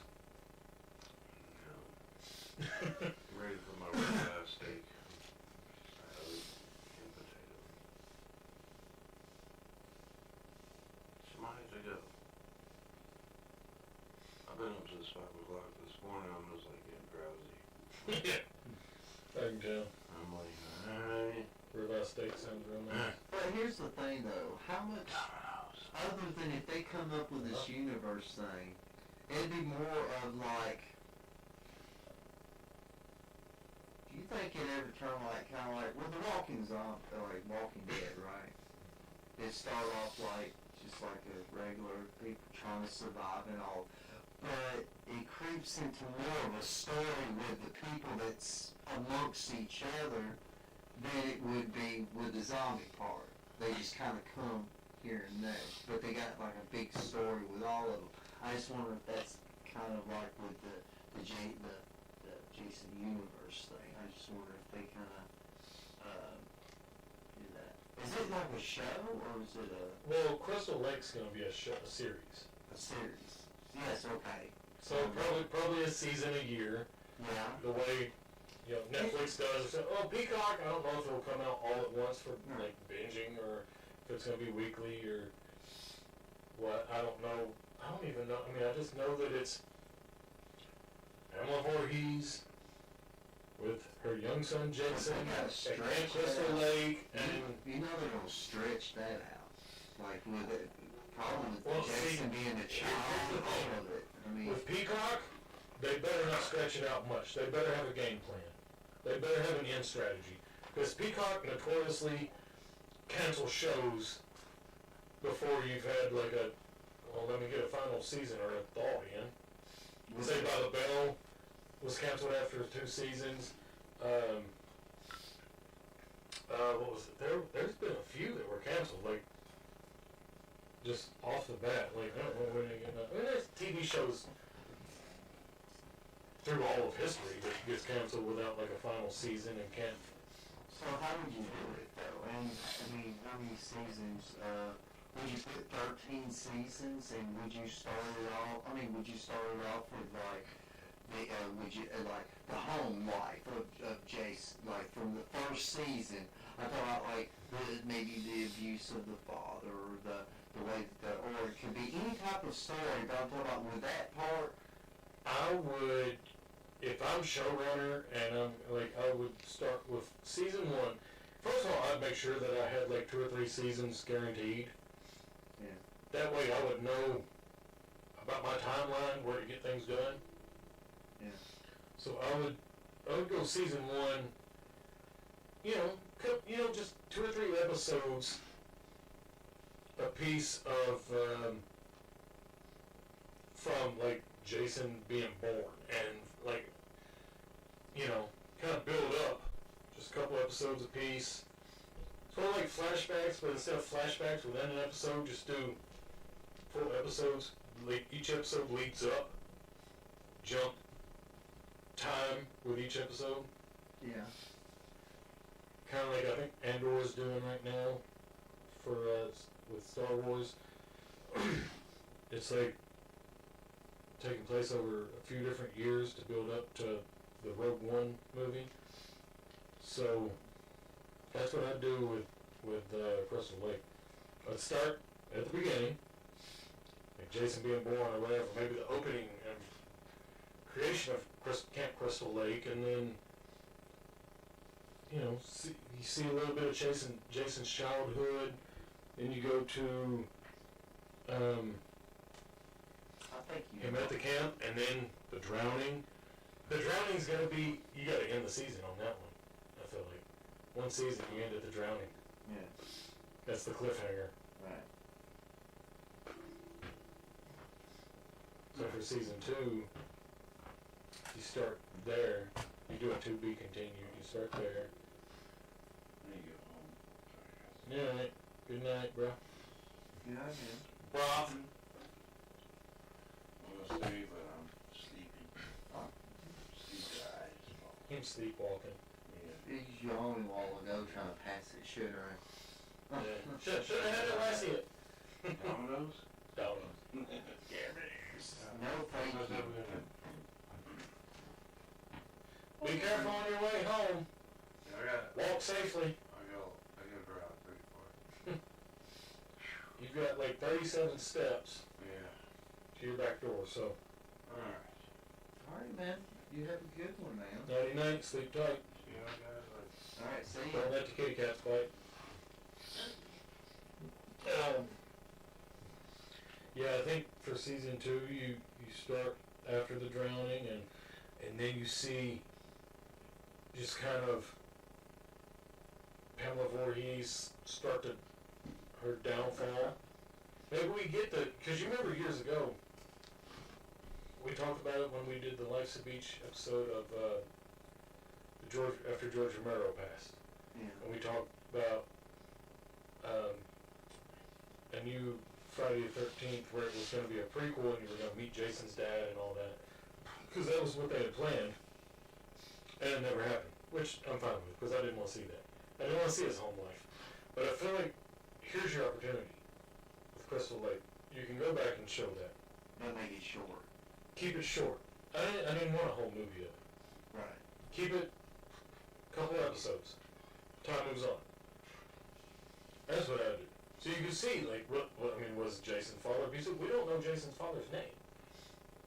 And could it play a good factor in the story?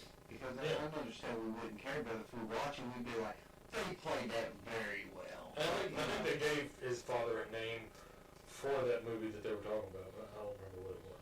And here's the thing, too. This is kind of like, I don't think that, I mean, that's just an idea. But, I mean, they can very well just start off like, here it is. It's Jason walking around and people, and maybe he'll call one person an episode, or maybe somebody will barely get through, There might be episodes where he's going after somebody busted, like trying to break through things to get to him, and they barely get away.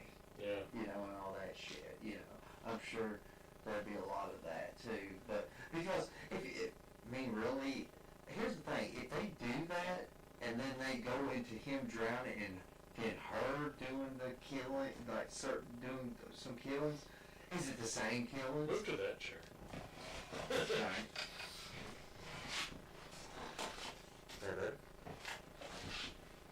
I think I have to need to look at this with cameras. Alright. I don't know. It's first live. I tell you what, the quality on YouTube looks much better than what I'm seeing on my screen. Yeah. I'm not even switching camera angles. What's it look like on YouTube? Oh, wow. Oh, okay. Because Donald's still sitting there.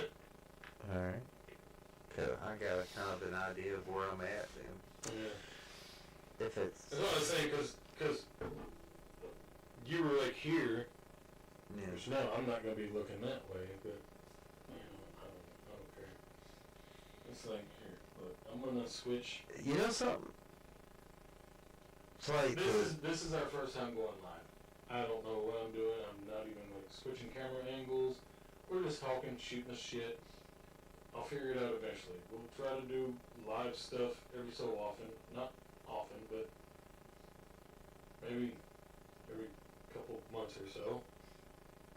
The rest of the time we'll all be pre-recorded, but I don't know. If we did like any, maybe.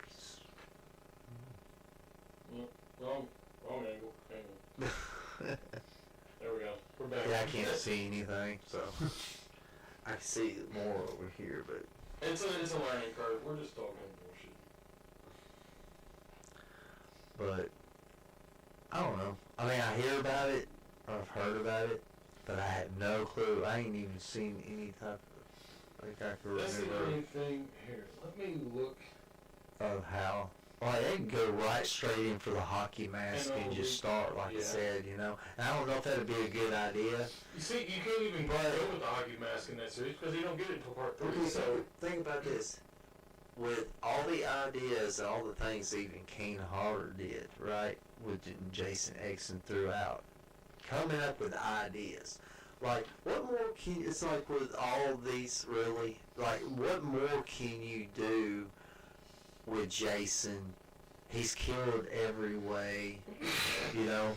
well, That's the thing they really would have to think. So they would base that on more of a kind of like blend that in more of a. Are you kind of afraid that maybe they blend that in more of a soap opera kind of leaves you like waiting and coming back for more of each episode whenever it comes, just to get you to the all right. This is what I'm waiting for, you know. so I don't know. I don't know if that's. I don't think I wouldn't like that because I mean, Because Smallville is one of my favorite series of all time, and that was kind of soap opera-ish. 10 seasons of building the Clark Kent in high school to becoming Superman. So, I don't want 10 seasons of like, oh, here's young Jason Voorhees becoming a fucking serial killer. right. That's the thing that you would have to. I just need like, and don't give me too much. I know I bring it up all the time, but don't give me Rob Zombie's, Michael Myers, this is why I'm fucking mad kind of shit, like, oh, my home life sucked and blah, blah, you know, whatever. Give me good quality.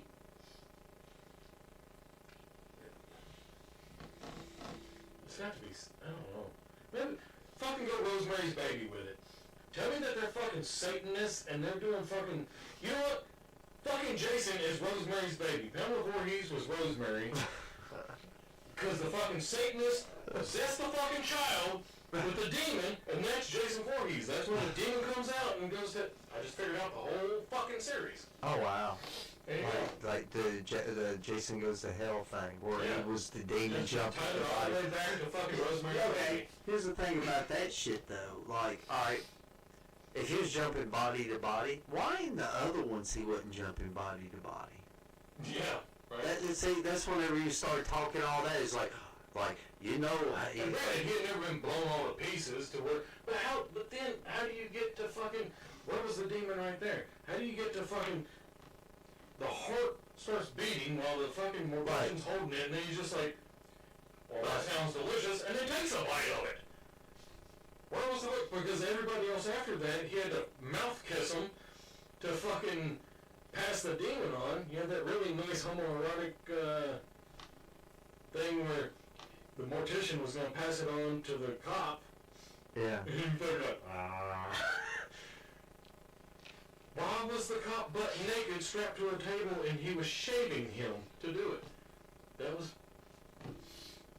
a little weird, wasn't it? Yeah. I was like, what's he? And then come to find out that he's trying to do that, and I'm like,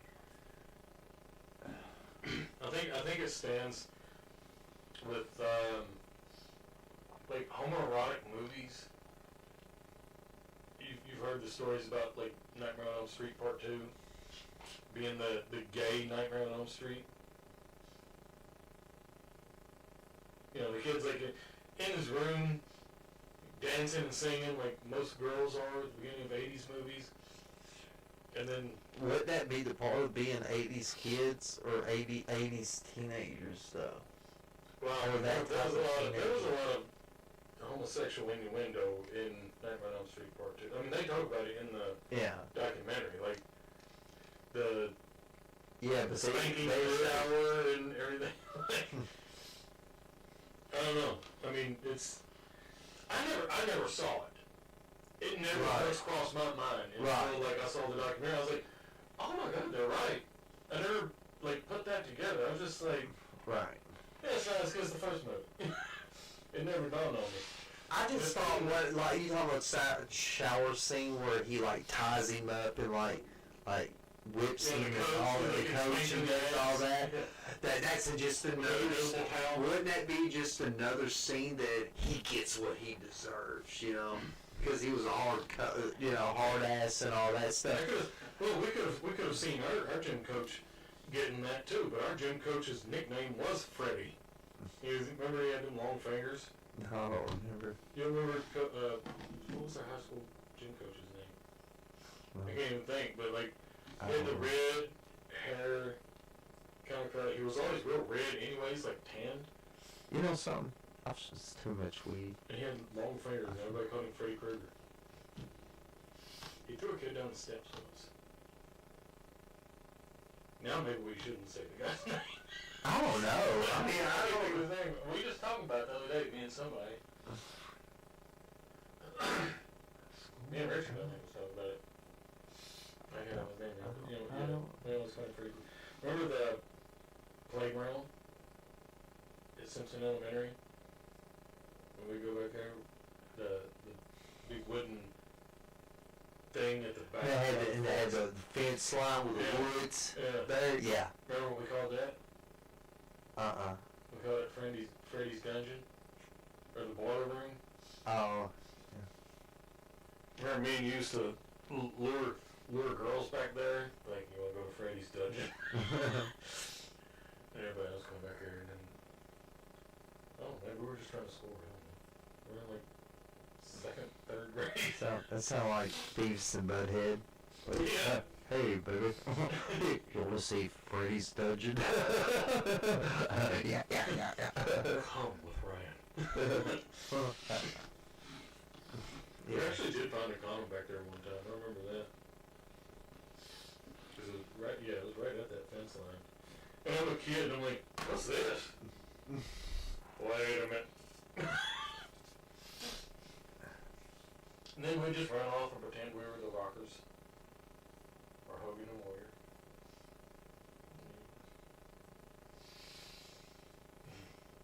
Imaginations. The 80s. The imagination. In the 80s, I mean, you don't get more iconic in the 80s than Jason Voorhees. Yeah. He was literally in every year of the 80s. He had a movie. Friday the 13th was in 1980. 81 was 2. 82 was 3. It went on until, let's see, because I don't think the first one was 1980. I think the first one was 78. no, that was Halloween. Halloween came out before Friday the 13th. That's right. My bad. I'll go back to that. I'm going to read the, synopsis. Or here's a thing on Crystal Lake. Announces its full cast of Spookiest of Days. Okay, so this just came out today. This is on Cinelinx or whatever, I don't know. What a better day than Friday the 13th to unveil the rest of the regular cast for the prequel series, exploring the events before the Friday the 13th movie series. Peacock and A24 released an announcement today filling us in on who the rest of the actors would be in this upcoming Peacock original, Crystal Lake. Camera Scoggins is from Shades of Blue in Nashville. I don't know who that is set to play the character Dwarf. Devin Kessler from Godfather and Harlem, don't know who that is, will be playing Brian Brooks. And last but not least, Gwendolyn Sundstrom from I'm Beginning to See the Light, don't know who that is, as Grace. I don't know who any of these people are. Is that the character's name? That's like the counselors and all that? Yeah, Grace and let's see, Dwarf, Brianna Brooks, and Grace are 3 character names. Or hey, So camp counselors probably. yeah, that does sound like a good idea though. Have like, I have like about three, maybe 4 episodes of how, like you said, even if it's Backstories. be Don't one- let it drag. I don't know if these are going to be hour-long episodes, 30-minute episodes. 30 minutes will be fine, I think. Right. I mean, if it You was can do an hour, but don't overstay your welcome. You know what I mean? Like, don't. Again, going back to Rob Zombie's Halloween, Michael in the Institution. It was like the first half of the fucking movie. I don't want to see all that. Give me like moments. I can put the shit together in my head without a prequel series. Just watch on the Friday 13th and know why Mrs. Voorhees was doing that. You kind of, there's flashbacks anyways. You can kind of see it in it. But Yeah. so this says the Crystal Lake series has had numerous ups and downs in the few years it has been in some semblance of production, but the announcement of a full cast joining Willem Catlett, something from Constellation, and the iconic Linda Cardellini, list just dead to me. That was a show she did with Kelly Bundy, Christina Applegate. Seems to have fully righted this show back onto the rails and ready to hit your streaming sets someday soon. Crystal Lake has yet to announce a hard release date. Today would have been good. Friday 13th. So, either they do it this October around Halloween, or they wait till next year on a Friday 13th to release it. That would be my guess. That's probably why it's not released yet. They're like, well, June's our only Friday 13th this year. Let's not waste it. Let's see, but is expected to release as a Peacock exclusive. Brad Caleb Kane is replacing Brian Fuller as creator, writer, showrunner, executive producer. Michael Lynx, Celine Head, and Logan George and Huyen Tran have been tapped to direct multiple episodes each. So, yeah, still no hard release date, but we have a cast, other than just Linda Cardellini, that we still have yet to see, though, a casted Jason. So, Yeah. so maybe, I don't know, maybe we won't see Jason for a little while. Maybe Pamela Voorhees is a camp counselor, it could show a younger camp counselor version of her, because I mean, Linda Cardellini's not, like, young anymore. Because they could really drag it out. Maybe Jason Yeah, might really not good. show up until like the second, third season. See, I didn't want it to happen originally because I read the premise that they wanted to do, and it was basically going to be each season was going to be a remake of each movie. And oh yeah, And I was like, no. yeah, it's no longer Friday the 13th. No, we started on But- Friday 13th. But damn it, But it's 12/13. but hey, we can still chit chat about. Oh, We started it on Friday 13th. Just because it's no longer Friday 13th don't mean it's Halloween. how long we been on for? I don't know. Wow. I mean, hang on. We went live at what, 10? So 2 hours? And 13 minutes maybe? Wow. And I'm still the only one watching. Donald even quit out. Yeah. It's alright. Well, I mean, I didn't have a build up either. I didn't know it was going to happen tonight. I was still trying to get stuff set up, and there really is a delay because Donald's still on my screen. So it's still not even midnight yet on there. Maybe, I don't know. But yeah, I mean, I didn't know I was gonna be able to do it tonight. I mean, let's say we got a It happened. cast or got a video. You're not. nobody's gonna see it tonight on Friday 13th, but I'm enjoying it. I'm having fun. It's the first try. We'll get it right one day. When you get back to actually doing the podcast, just shooting the breeze. Yeah. Talking about shit. Did I ever tell you I met Kane Hunter once? The legendary Jason Voorhees. Picture right there. Camera's not. There you go.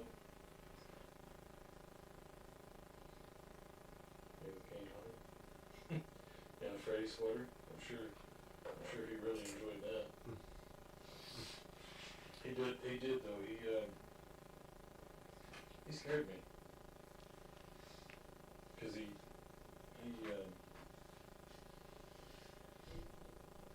I was looking at something else, and I felt a hand on my shoulder, and it was like a gripping, like, what was up?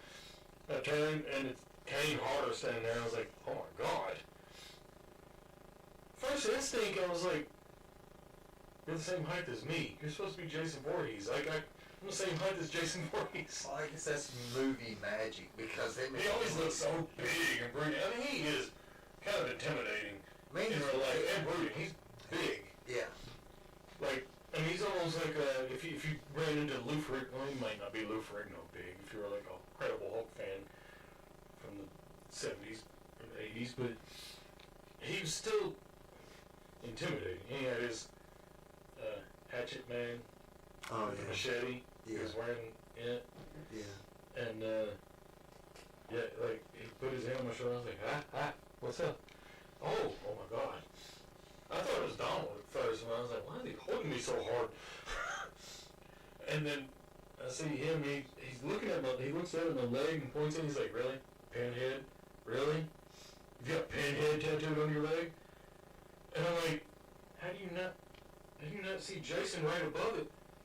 I'm like, that's you, sir. That's you from Part 7. Is that how you know it? Yeah, pretty much, because I was like, oh. Like, I was like, that's you in Part 7.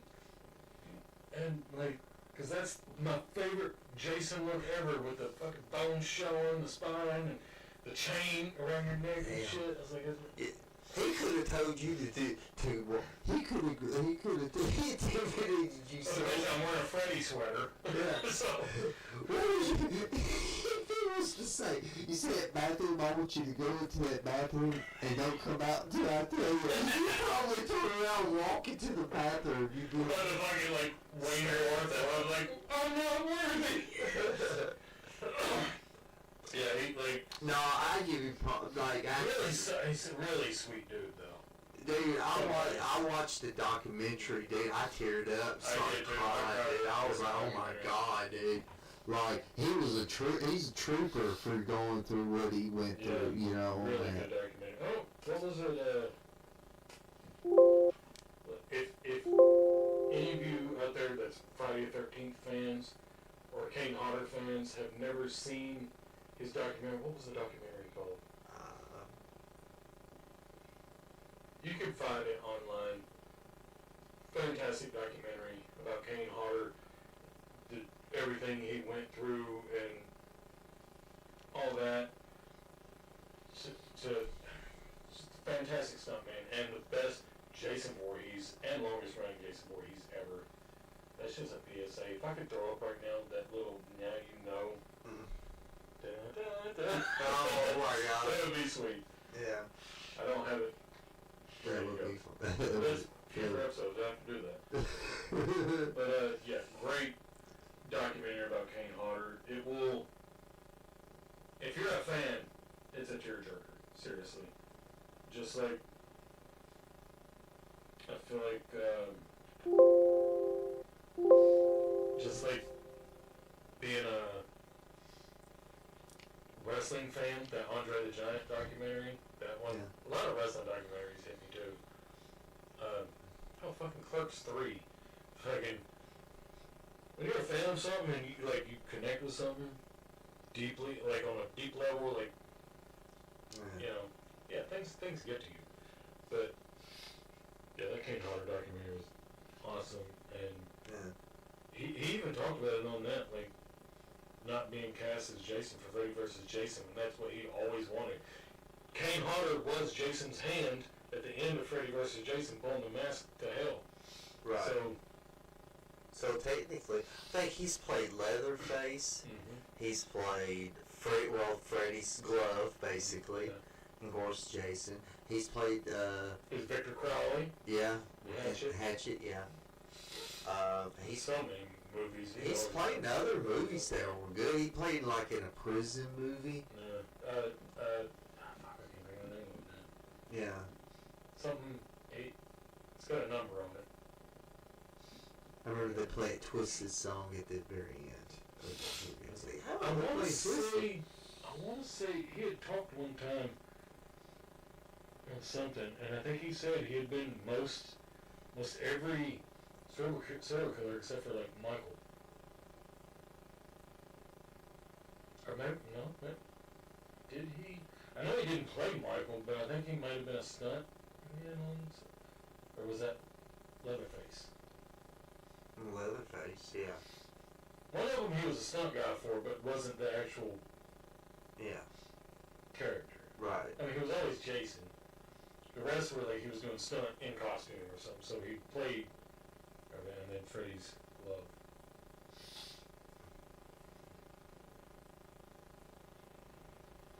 I don't know if you would have to check that out, probably. I will look that up. Let me see if.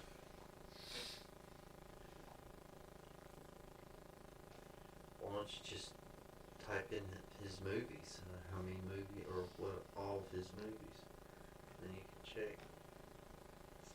Tell you another one that's I'd say it's a pretty decent one, but I like the old one better, and that's The Town That Dreaded Sunday. The remake was okay. I never actually, you know what? I never saw either of them. I've never seen The Sound of Dirty Sundown. Really? Yeah. I thought that you have. I had planned on watching it many times. Because actually, I wanted to see it. I've wanted to see it since '96 because it was mentioned in Scream. When they're like, "Oh, it's like The Town That Dreaded Sundown." Dewey says it. Yeah, he's like. He's kind kind of like the Jason, look, but the in part two with the bag. Yeah, but Yeah. he's got the He's got Michael both eyes, Myers. Yeah, he's got the Michael Myers type of like the way he kills. And he drives cars. He's a regular person, yes, but whenever he goes out and kills, he's pretty creative with it. It's something that I'd say you probably should try to see if you like slashers. If you like something like Friday the 13th or Halloween, you'd probably like it too. And he also uses, I think he used a gun. I think he has used a gun too.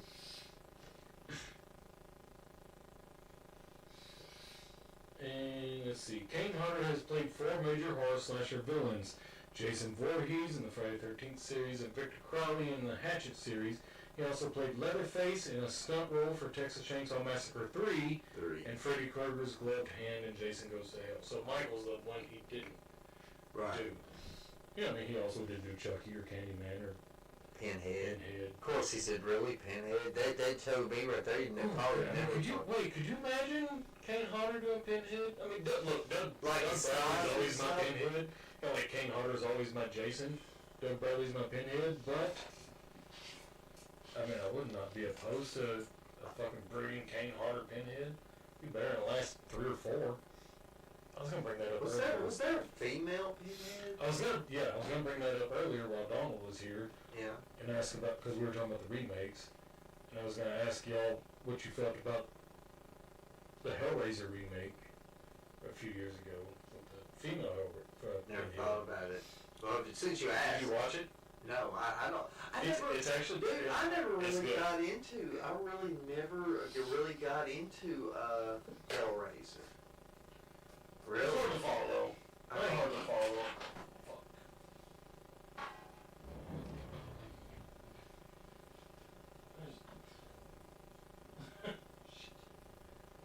I gotta find that. But I'll find it.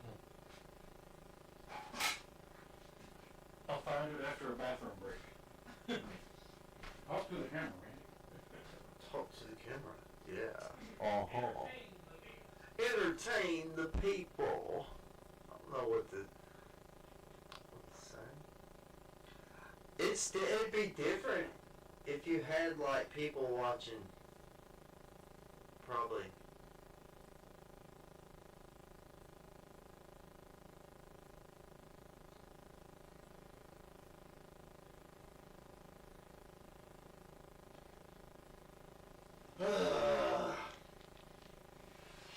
He is peeing right now. It'll be alright. He'll be in here in a second.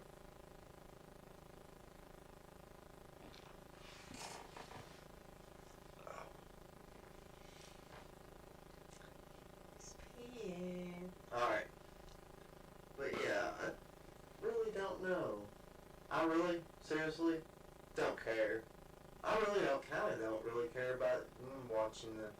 I think the stories would be interesting. It's good to hang out and talk over. But deep down, I don't really care. I don't even watch TV anymore.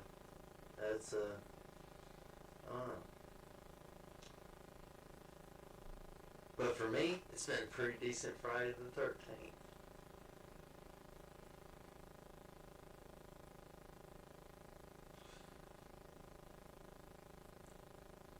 Ryan's taking the longest pee in the world.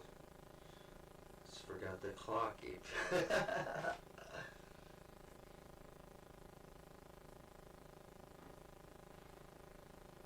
Hey.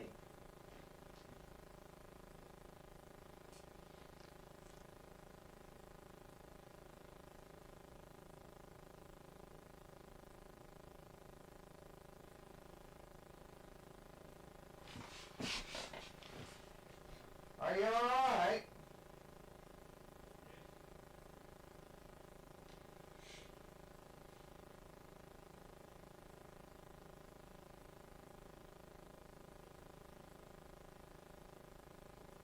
There we go.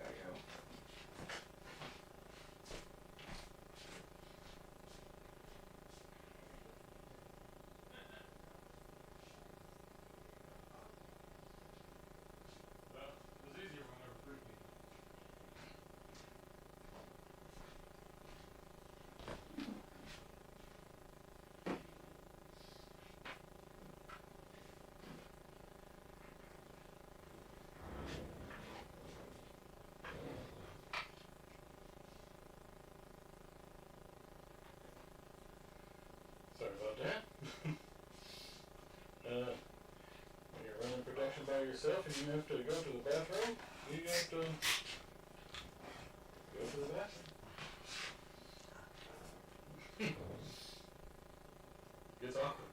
I've heard, I don't know if it's true or not, but I think I read or heard something about how commentators, like for WWE, would sometimes wear like a catheter or something. If they had to pee, they just, they don't, if they're commentating for hours at a time.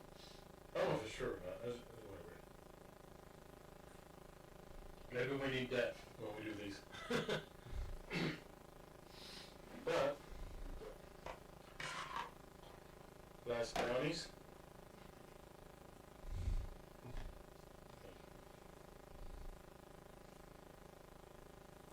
Cheers.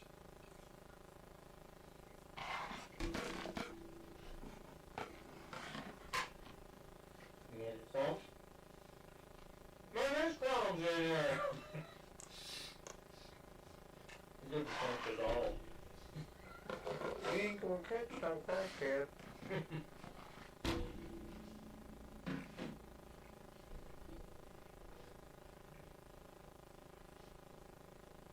Oh yeah, good old delicious, fudgy, chocolatey, special brownie.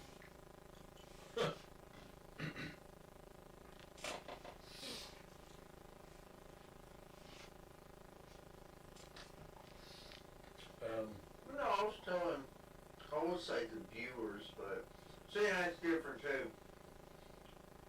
I'm not used to talking to a camera. Or through a microphone. I don't know. Been It's been a years. long It's time been since I've done years. Well, I mostly stay quiet to myself, though. So it's different. So I'm thinking, let's finish this off Yeah. by just kind of a little trivia. Okay. Like here's a list of stuff. Look, I can't see the answers. It says start the quiz. I'm just gonna leave it there. I'm just gonna ask the questions and see if we know the answers. Okay. Because the answers are blurred. Alright. Where was Friday the 13th, 1980 filmed? Really? You're gonna ask those questions? It's in New Jersey. Because when we went to New Jersey, we had planned on stopping by the original Crystal Lake. It's a I don't know. It's a weird like Native American name or something. It's an actual campground. Yeah. But it's Boy Scouts. Yeah, I remember. Yeah. And you can only go in there like once a. It's only open to the public once a year. They do a Friday 13th thing usually. I think around from September to November or something around that. Like Halloween. Who composed the iconic Friday the 13th theme music? I know that one. Harry Manfredini. Because he's the one that created the, taking the sound effect and going, and making an echo to, not, it's not that. It's for kill her, mommy, kill her. What was the working title for the Friday the 13th script? Ooh.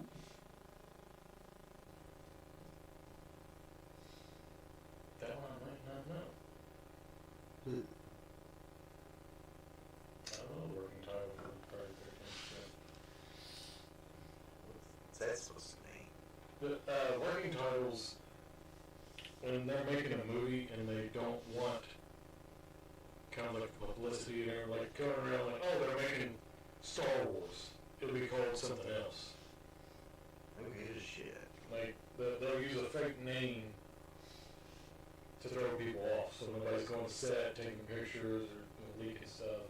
Wouldn't that be like another type of movie? Of some sort? Or what? Some of them have became the names of other movies. The working title for Scream is Scary Movie. I think it was actually going to be the original title of the movie. These are like some straight up like throwing some difficult shit. Who was one of the first crew members hired for the film because of his special effects work? Yeah. I know he did a lot of work for Dawn of the Dead and all that. What was his name? Yeah. So this is the problem. It's like when you try to think of something, you're like, Yeah. yeah, we know exactly what we're talking about, but we're like, Yeah, good makeup artist. That's where a lot of the good. He had the dick gun in Dusk Till Dawn. Yeah. Yeah. He went to Vietnam, I think. Yeah, that's where he, yeah. I think. I don't know. Yeah, he said, like, he took pictures of Vietnam of just corpses and stuff like that, like the shit like that. So he kind of You can knows. see- He knows how the body does in certain things, so he's seen it. So it's easier to put it on screen and have the art. He did all the makeup work and all that. Such great. I mean, Yeah. some of his younger or earlier effects were, you know, look great first time. To look at it now, it's like, man, it's kind of cheesy. If you think of like Dawn of the Dead, so like the way the skin would rip and just how red strawberry ooze. I think with a lot of that, I think that's what probably makes a lot of the, especially the 80s movie, 90s movies more special, would be, they had the makeup work, they had the artists there, they did sit there for hours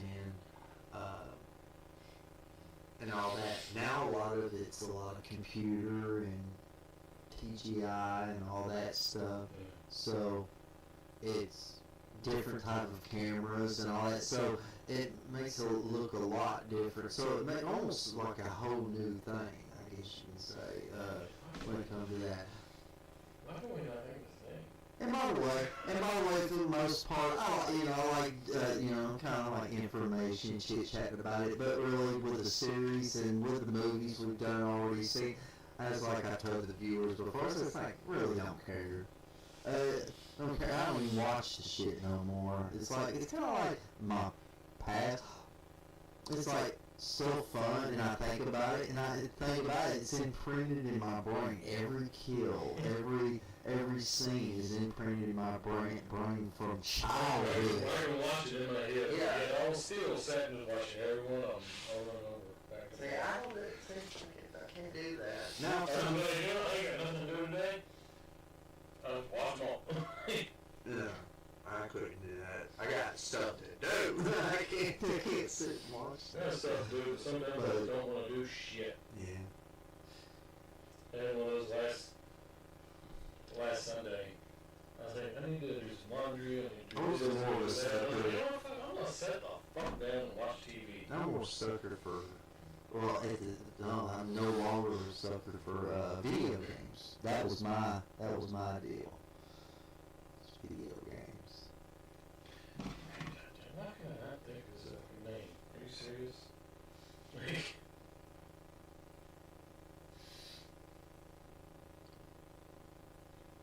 When I try to think of somebody's name, I can't hardly think of it. But if I'm just talking, I would just say his name right out.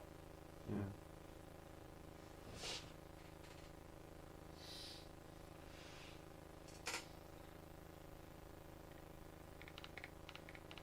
What's the next question? Tom Savini. Fuck. Tom Savini. I don't know why I could not make him. Which famous rock star owned a farm near the filming location of Friday the 13th? Oh, McDonald? I don't know that one. I don't know. In what given calendar year did the fictional Camp Crystal Lake first open? That was 56 or 50 something. I think Jason I don't think I can answer too many of I think those. Jason Brown is 60 right? Like, I thought those were like movie questions. Like, Yeah, they were giving well, these are movie questions. Yeah, they was really like personal things. Trust me, throughout my childhood, I never really truly, I think the only time, I never really truly, I guess the names of the actors, who directed it, who died, really, I didn't care. I was just wanted to watch the movie back then. Who was offered the role of Alice Hardy but turned it down? Who? Alice from the first movie. I don't know that one. How long did the filming of Friday the 13th last? I don't know, 13 days? They just sound like, actually don't. Like, I thought I was gonna turn this on to me and you were gonna, like, be like, we know all this shit. I'm like, okay, wow, they came up with stuff that I'm like, What horror movie was Friday the 13th primarily inspired by? Halloween. That was obvious. What if it's in town? You need to look that shit up. Or if it's Town of Dread and Sundown. Well, I mean, that's all of the questions. Or the answers. Okay. Who played Jason Voorhees in the original Friday the 13th? His last name started with L. Lemming something? Harry something started with an M. He was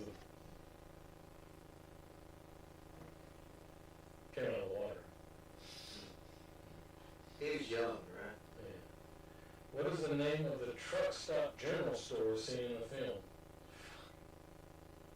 I have no idea. What Italian composer? Is this the first one? I don't know. It's just going. See, that barbecue place, I mean, could they have like where the, Jason Goes to Hell, where they had like the Jason burgers and shit? Oh, yeah, the diner. Yeah. You take the highs and you poke the holes through it. Yeah. Another patty. That's the 2 for 1 And style. wouldn't that be a barbecue place? I don't know. That might have barbecue. Oh, it's just a diner. Because that it was like a diner place, like had the waitress and all that. Yeah. What was the name of that one? I wonder. I don't know. Would it be like the Voorhees type deal? That's some shit like you literally have to like reread like a lot of attention to detail, which I thought I Yeah. kind of had, but apparently I didn't realize that I don't. And it was sort of like, I don't know, a lot of it I was like, I forgot. It's like the thing with the Look at this. What the fuck does this mean? What Italian composer Gioacchino Rossini was born on February 29th and is mentioned in relation to unlucky dates?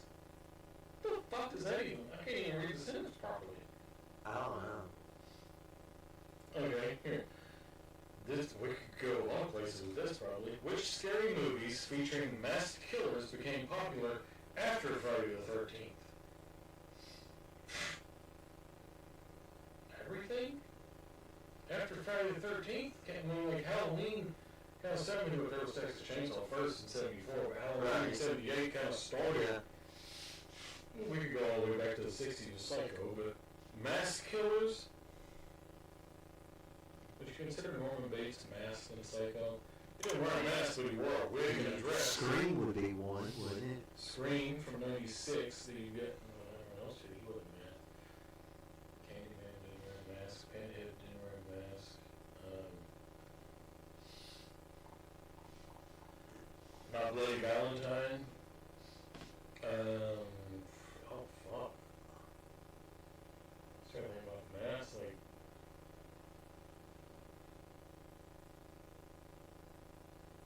Again, it's one of those things that I'm seeing all kinds of them in my head, but I can't call out the names. My Bloody Valentine. And this is after the Friday 13th came House of out. Wax, one of those, House of Wax, I don't know what year that came out. But. I mean, there's a lot of slashers wore masks. Valentine, Scream. I don't know what shit is there. They're just kind of like hoodies and dark faces.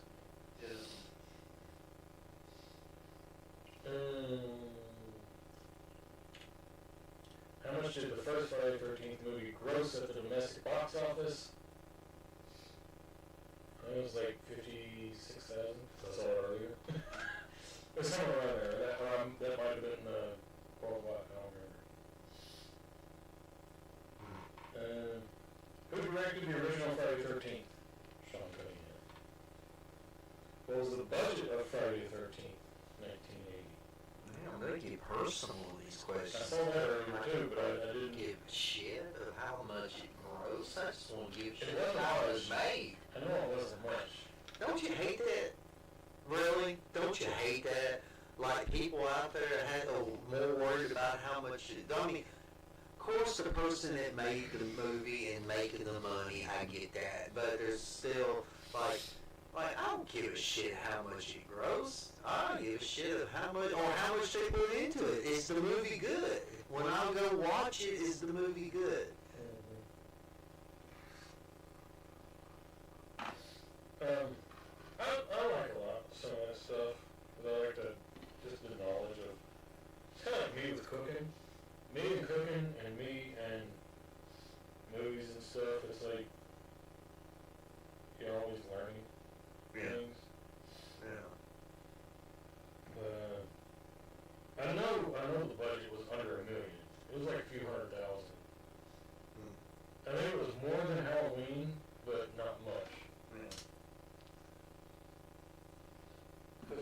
there's been movies out there that they spent way too much on the, had way too much of a budget for, for the movie.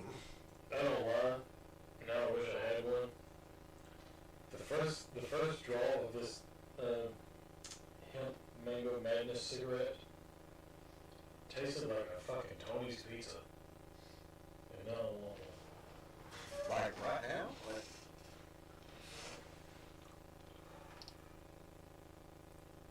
See if you taste a Tony's pizza. Just cheese and pepperoni.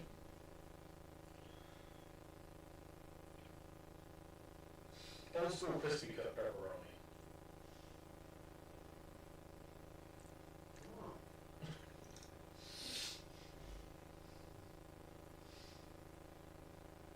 Oh, Okay, here we just go. flour.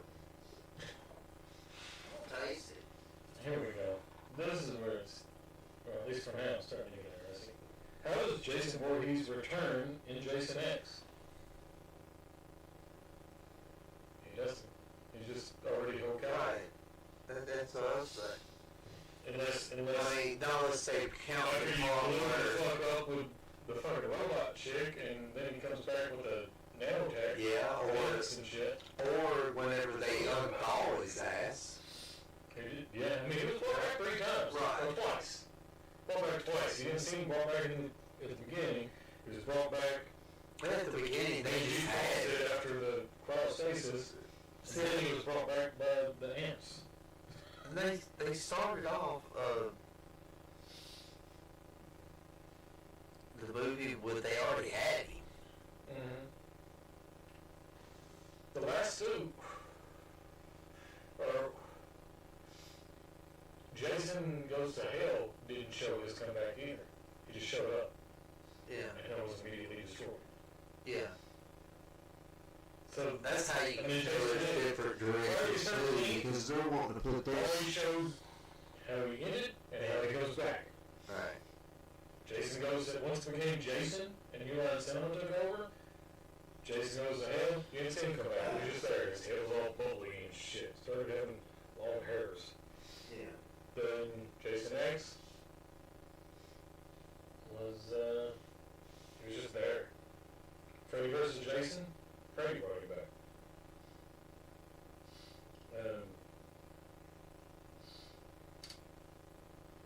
Who voiced the iconic kick, ma, sound?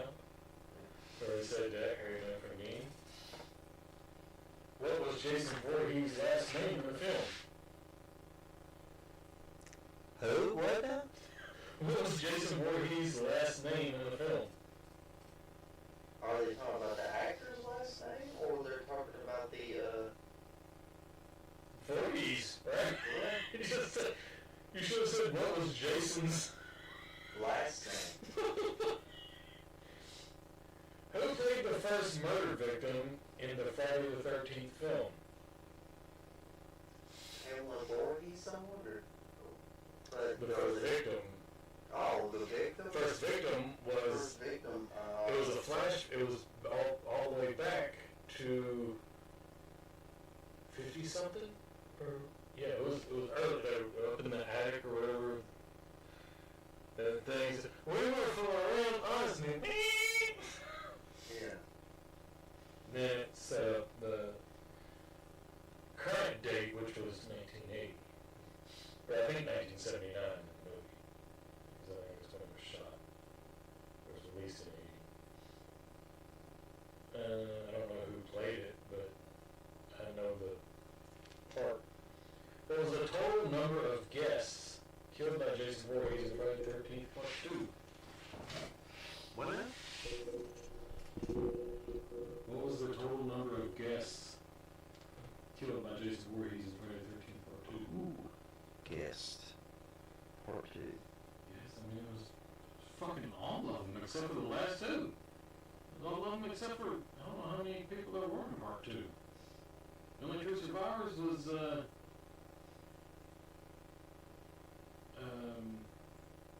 blonde-headed guy that opened the camp, and then the blonde-headed chick that drove the Beetle.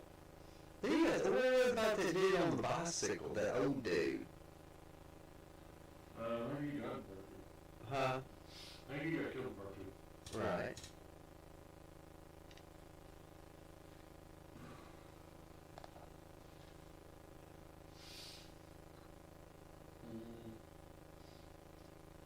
I don't know how many people was in it. What I'm saying is, like, he wasn't a guest.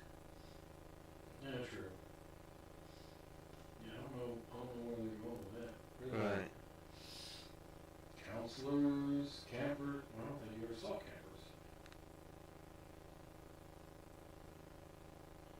This is children's camp. I don't think you ever saw children camping until part 6. Yeah.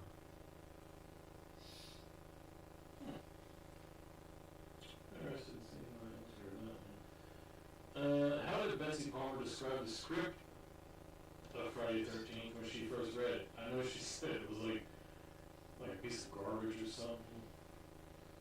Who's gonna watch this or something? I don't know, something like that.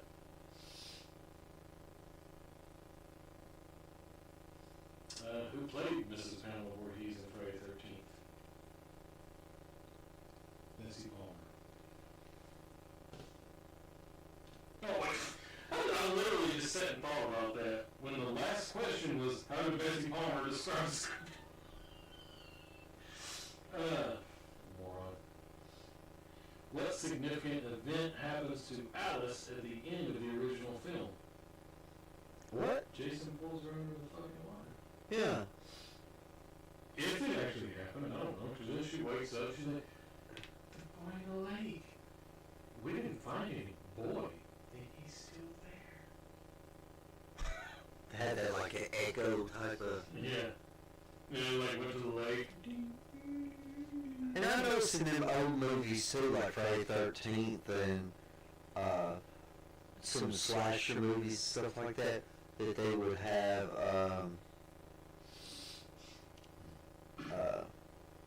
like Mama's Day,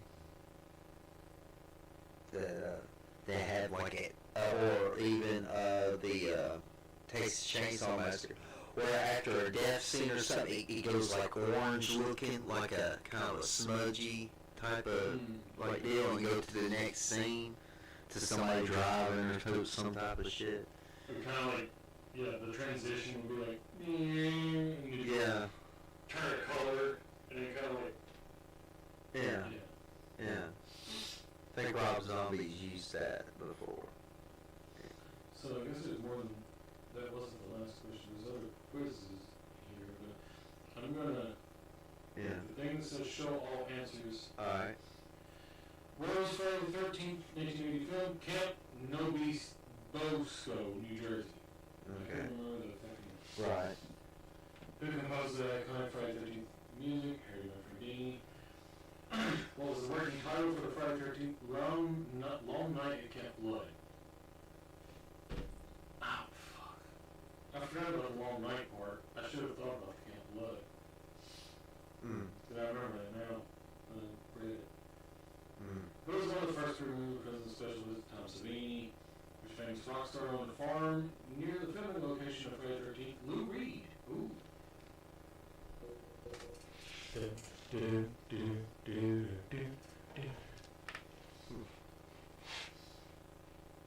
Come on, baby, take a walk on the wild side.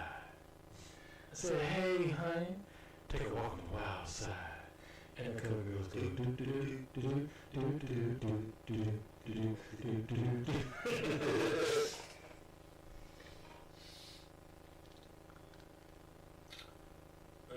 In what given calendar year did the fictional Camp Crystal Lake first open? 1935. Wow, way off on that one. Ooh. Who was offered the role of Alice Hardy but turned it down? Sally Field. Okay. How long did the filming of Friday the 13th last? 28 days. Yeah, we was talking about 28 days later. Yeah. What horror movie was Friday the 13th primarily inspired by? Halloween, 1978. Who played Jason Voorhees in the original Friday the 13th? Harry Lehman. Lehman. That was his name. Lehman. I knew it started with an L. Was it Lemming or something? What was the name of the truck stop general store seen in the film? Hardin's General Store. See, this is the question that fucking confuses us so much. What Italian composer Gioacchino Rossini was born on February 29th and is mentioned in relation to unlucky dates? It was like, what the fuck does that even mean? The answer, Gioacchino Rossini. It said it in the fucking question. What Italian composer, then it says his name. It should have been what Italian composer was born on February 29th and is mentioned in relation to unlucky dates. I don't know what the fuck they're talking about. But, yeah, it said the answer within the question. Which scary movies featuring mass killers became popular after Friday the 13th? Halloween and Jason X.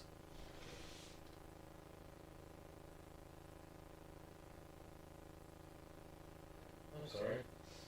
It just shut down for a moment there. Halloween came out before Friday the 13th. Granted, Halloween 2 came out a year after Friday the 13th, but still. I wonder. And Okay. Jason X? Like, how's it? What? I wonder either that's wrong That's a dumb answer. or we're in another timeline. We jump timelines and technically Friday the 13th came out before Halloween. Okay, what's this Jason X? Like, it's part of Friday the 13th, ain't it? Yeah. Is that like a trick question? I mean, yeah. See, that was the one that I was like, this could be a number of answers. Yeah. Like, and speaking of alternate timelines, at least with Friday the 13th, that is a film series you can follow. Of the horror. Halloween has, what, 4 different fucking timelines now? Fixing to be another one? Which one you said you could follow? Friday the 13th. No. Friday the 13th all follows I mean, yeah. continuity-wise, that even though after Friday the 13th Part 2, Friday the 13th falls on Saturday the 14th, and then Part 4 will be Saturday the 15th, Right. or Sunday the 15th, but because that's a 3-piece, like, thing there, but still, it all ties in. Halloween goes like 1, 2, 4, 5, 6. 1, 2, 3 still fits in nowhere. H2O, Resurrection. Then you got Halloween, Halloween Ends, or Halloween Kills, Halloween Ends. And you just got 3 that's all by its lonesome. And then now they're fixing to reboot Halloween again with TV series and movies. They're gonna be, and it's just, nowadays I just keep starting everything back at the original. Even the new, I know what you did last summer, I seen it says, continues after the events of, like, the original movie. I'm like, why just the original? What was wrong with Part 2? It followed after, a year after Part 1, and it was still a good movie. Why not from there? Yeah. Same fucking story, same fucking killer, same characters. Like, Oh, you got the right button. Damn. yeah,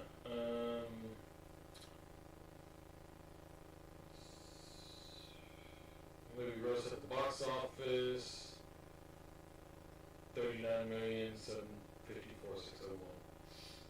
Yeah, that was domestic. I mean, yeah, 56 worldwide. The director for the 13th Charles Cunningham. Budget for the 550,000. So yeah, just over $500,000. How does Jason Voorhees return in Jason X? He is resurrected as a cyborg. See, no. That's the third scenario that we talked about. Who voiced the iconic sound? What is Jason Voorhees' last name in the film? Voorhees. Who played the first murder victim in the Friday the 13th film? Willie Adams. Whatever. What was the total number of guests killed by Jason Voorhees in Friday the 13th Part 2? 13. How did Betsy Palmer describe the script of Friday the 13th when she first read it? A piece of bad news. That doesn't sound right. who played Pamela Voorhees in Friday the 13th, Betsy Palmer.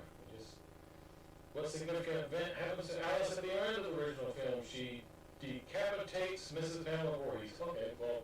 Okay. See, I thought it would end with the film. Yeah.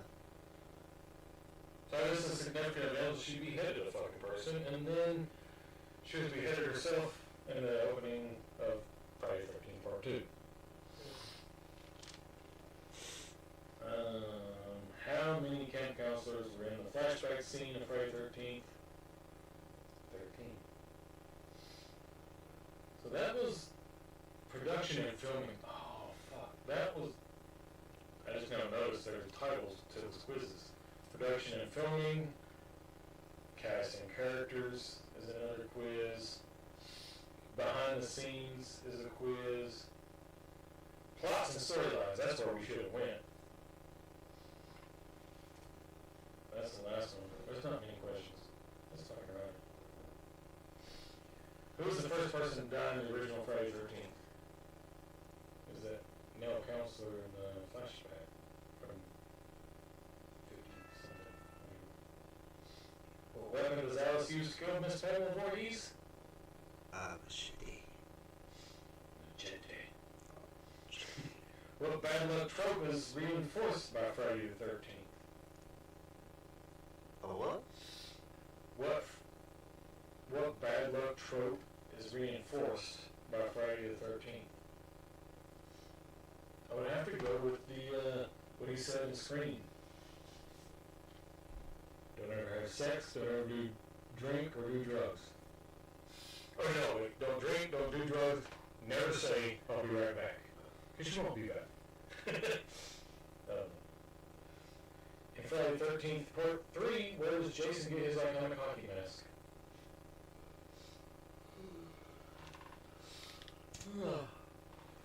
Off the Shelley. Why Is that his name, Shelley? Yeah. Why was Shelley walking to the lake in scuba gear with the arrow thing in a hockey mask? That's what I don't get.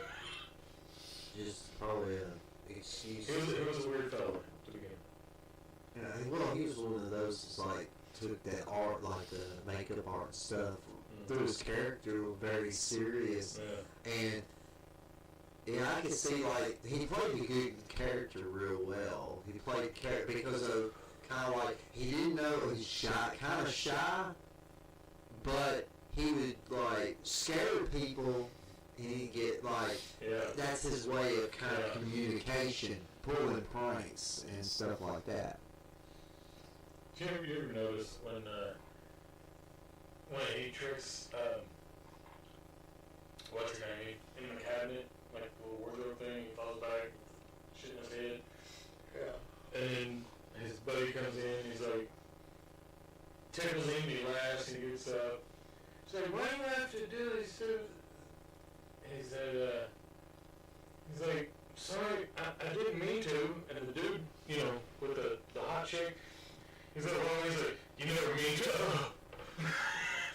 Like, it was like a weird, the audio didn't correlate with the mouth. He's like, you never mean to. You know, he does this weird thing.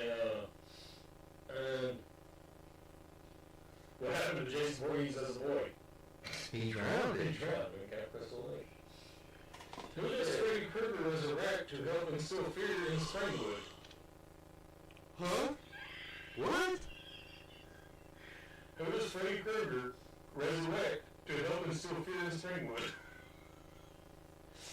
Jason? Wow. What is the new blood that resurrects Jason in Friday the 13th Part 7? She's a telepath. Yeah. Like telekinesis. Yeah. Right? Yeah, telekinesis. How does Jason come back to life when Jason lives? Same way Jason- Frankenstein did. Yeah. Lightning. Because fucking Tommy Jarvis could not fucking let well enough be good enough, leave it alone, go dig up his fucking grave, stab him with a fucking wrought iron, go to try to set him on fire, but right as he lights the match, thunderstorm, raindrop, lightning hits the pole, Jason's back alive. Like, That shows the cruelness. Well, this shows the cruelness to if he tried to do that shit on Friday the 13th. Imagine how many lives would be saved if you had left that motherfucker buried. Yeah, right. But they He needed was dead. The final chapter was it. And then he got back, and the motherfucker went on to fucking kill motherfuckers in space and on Earth too. Fucking hundreds of years into the future. So, like, you know, the New Beginning, where it wasn't Jason. It was a good movie. It was a good movie. Yeah. I was convinced. I appreciate it more now than what I did then. Yeah. Because I was like, damn. At the very end, yeah, I'm like, are you kidding I me? was upset by it. Yeah. But the movie itself I mean, I was convinced it was Jason there for a little bit, and then I was like, wait a minute. I always kind of had my doubts because I was like, why are Yeah. you wearing Michael's coveralls? Yeah, that was. And just, he's not doing shit the same way. Yeah. And that's like, you go back and watch it, and like, you see that look in his eye, the paramedics, when like he sees his boy, fucking, what we find out, spoilers. He has that, you know, kind of, I like Brooklyn. I mean, I like them all, to be honest with you, at this point. Where is it at? Who escapes from Camp Crystal Lake in Friday the 13th Part 2? Who? Who escapes from Camp Crystal Lake in Friday the 13th Part 2? So I'm guessing the final girl? Jenny? Yeah. That's what, Dude survived too, didn't he? no. Her boyfriend? No. Because it ends with Him. the dog guy, and he has the door, and then he comes to the window, Yeah. and she wakes up in an ambulance. So again, was that real, or was that Right. a dream, same as the way the first one ended? On the The third dude one, was still alive. even the third one, it was like she was in the boat and shows him like trying to get out, like Out the window, and then she's there, and then Pamela Voorhees comes out of the water. right, and then she wakes up, Yeah. but she's like nutty. So yeah. She's in the back of the cop car, just like freaking out. And then you got, let's see, The first three ended with jump scared. Was it real or was it a dream? right. Finally, what 13 facts are revealed about Jason Voorhees in Friday the 13th, 2009 promotional material? What the fuck? I don't fucking know. That doesn't seem like something that should be part of plots and storylines. That's something for, I don't know. I've been hearing like, this one behind the scenes. Yeah. Two directors, we talked about directors. What film often credited with influence to Friday the 13th Halloween? How many total films in the Friday the 13th franchise? 12.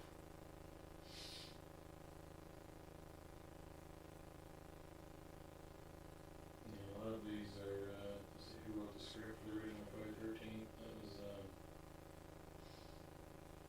Victor Miller.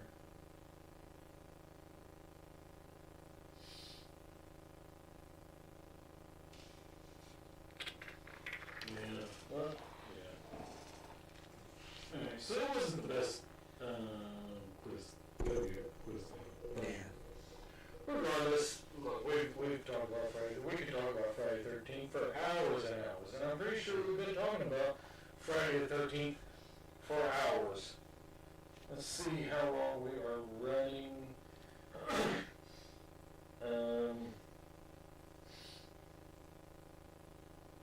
Started 52 seconds ago. Oh, fuck. Time's going that slow. That can't be right. What? It says started 52 seconds ago. What started? The stream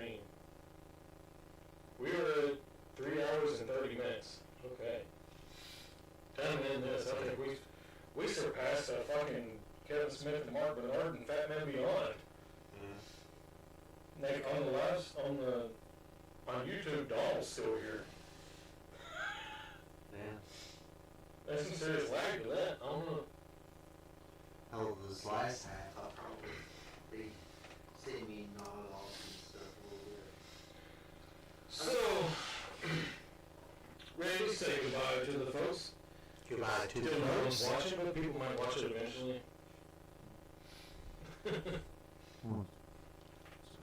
Watching, so I'll watch it eventually. Alright, that's gonna be that's gonna be it for us tonight on this first ever live edition of Life's a Beach on Friday the 13th. We did this in 2016 or 2017 on Facebook, but this is just a test, just testing the let's go live thing. I didn't really have time to prepare. We did this on a whim, and I figured it out today. Next time will be better, and I will let you all know that it's happening, not 30 minutes before it's happening. And I even waited like another 30 minutes before I went live. But that's it for this episode of Life's a Beach. For this very long, very dragged out, probably very boring, I don't know. Here's the thing. So It might be funny once we... I think we talked about Friday the 13th probably way too much to even. It's kind of like trying to have something different to say too about go with it basically. Maybe we do this again on Halloween. I don't know. And on Halloween we'll talk about Friday the 13th. No. Because this year Friday the 13th falls on Halloween. Isn't that crazy? That's it. We'll see you next time. Maybe. I've got to... Shit. Now I've got to figure out how to cue up the...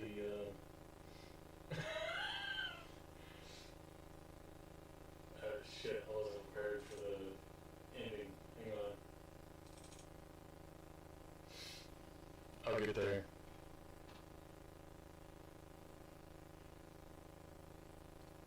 Wait for it. Bye. This has been the Life's a Beach podcast with Ryan Beach, a Lamdrivian Entertainment production. You can listen to new episodes every week on iHeartRadio and watch on YouTube. So until next time, be excellent to each other, and thanks for playing along. Life's a Beach.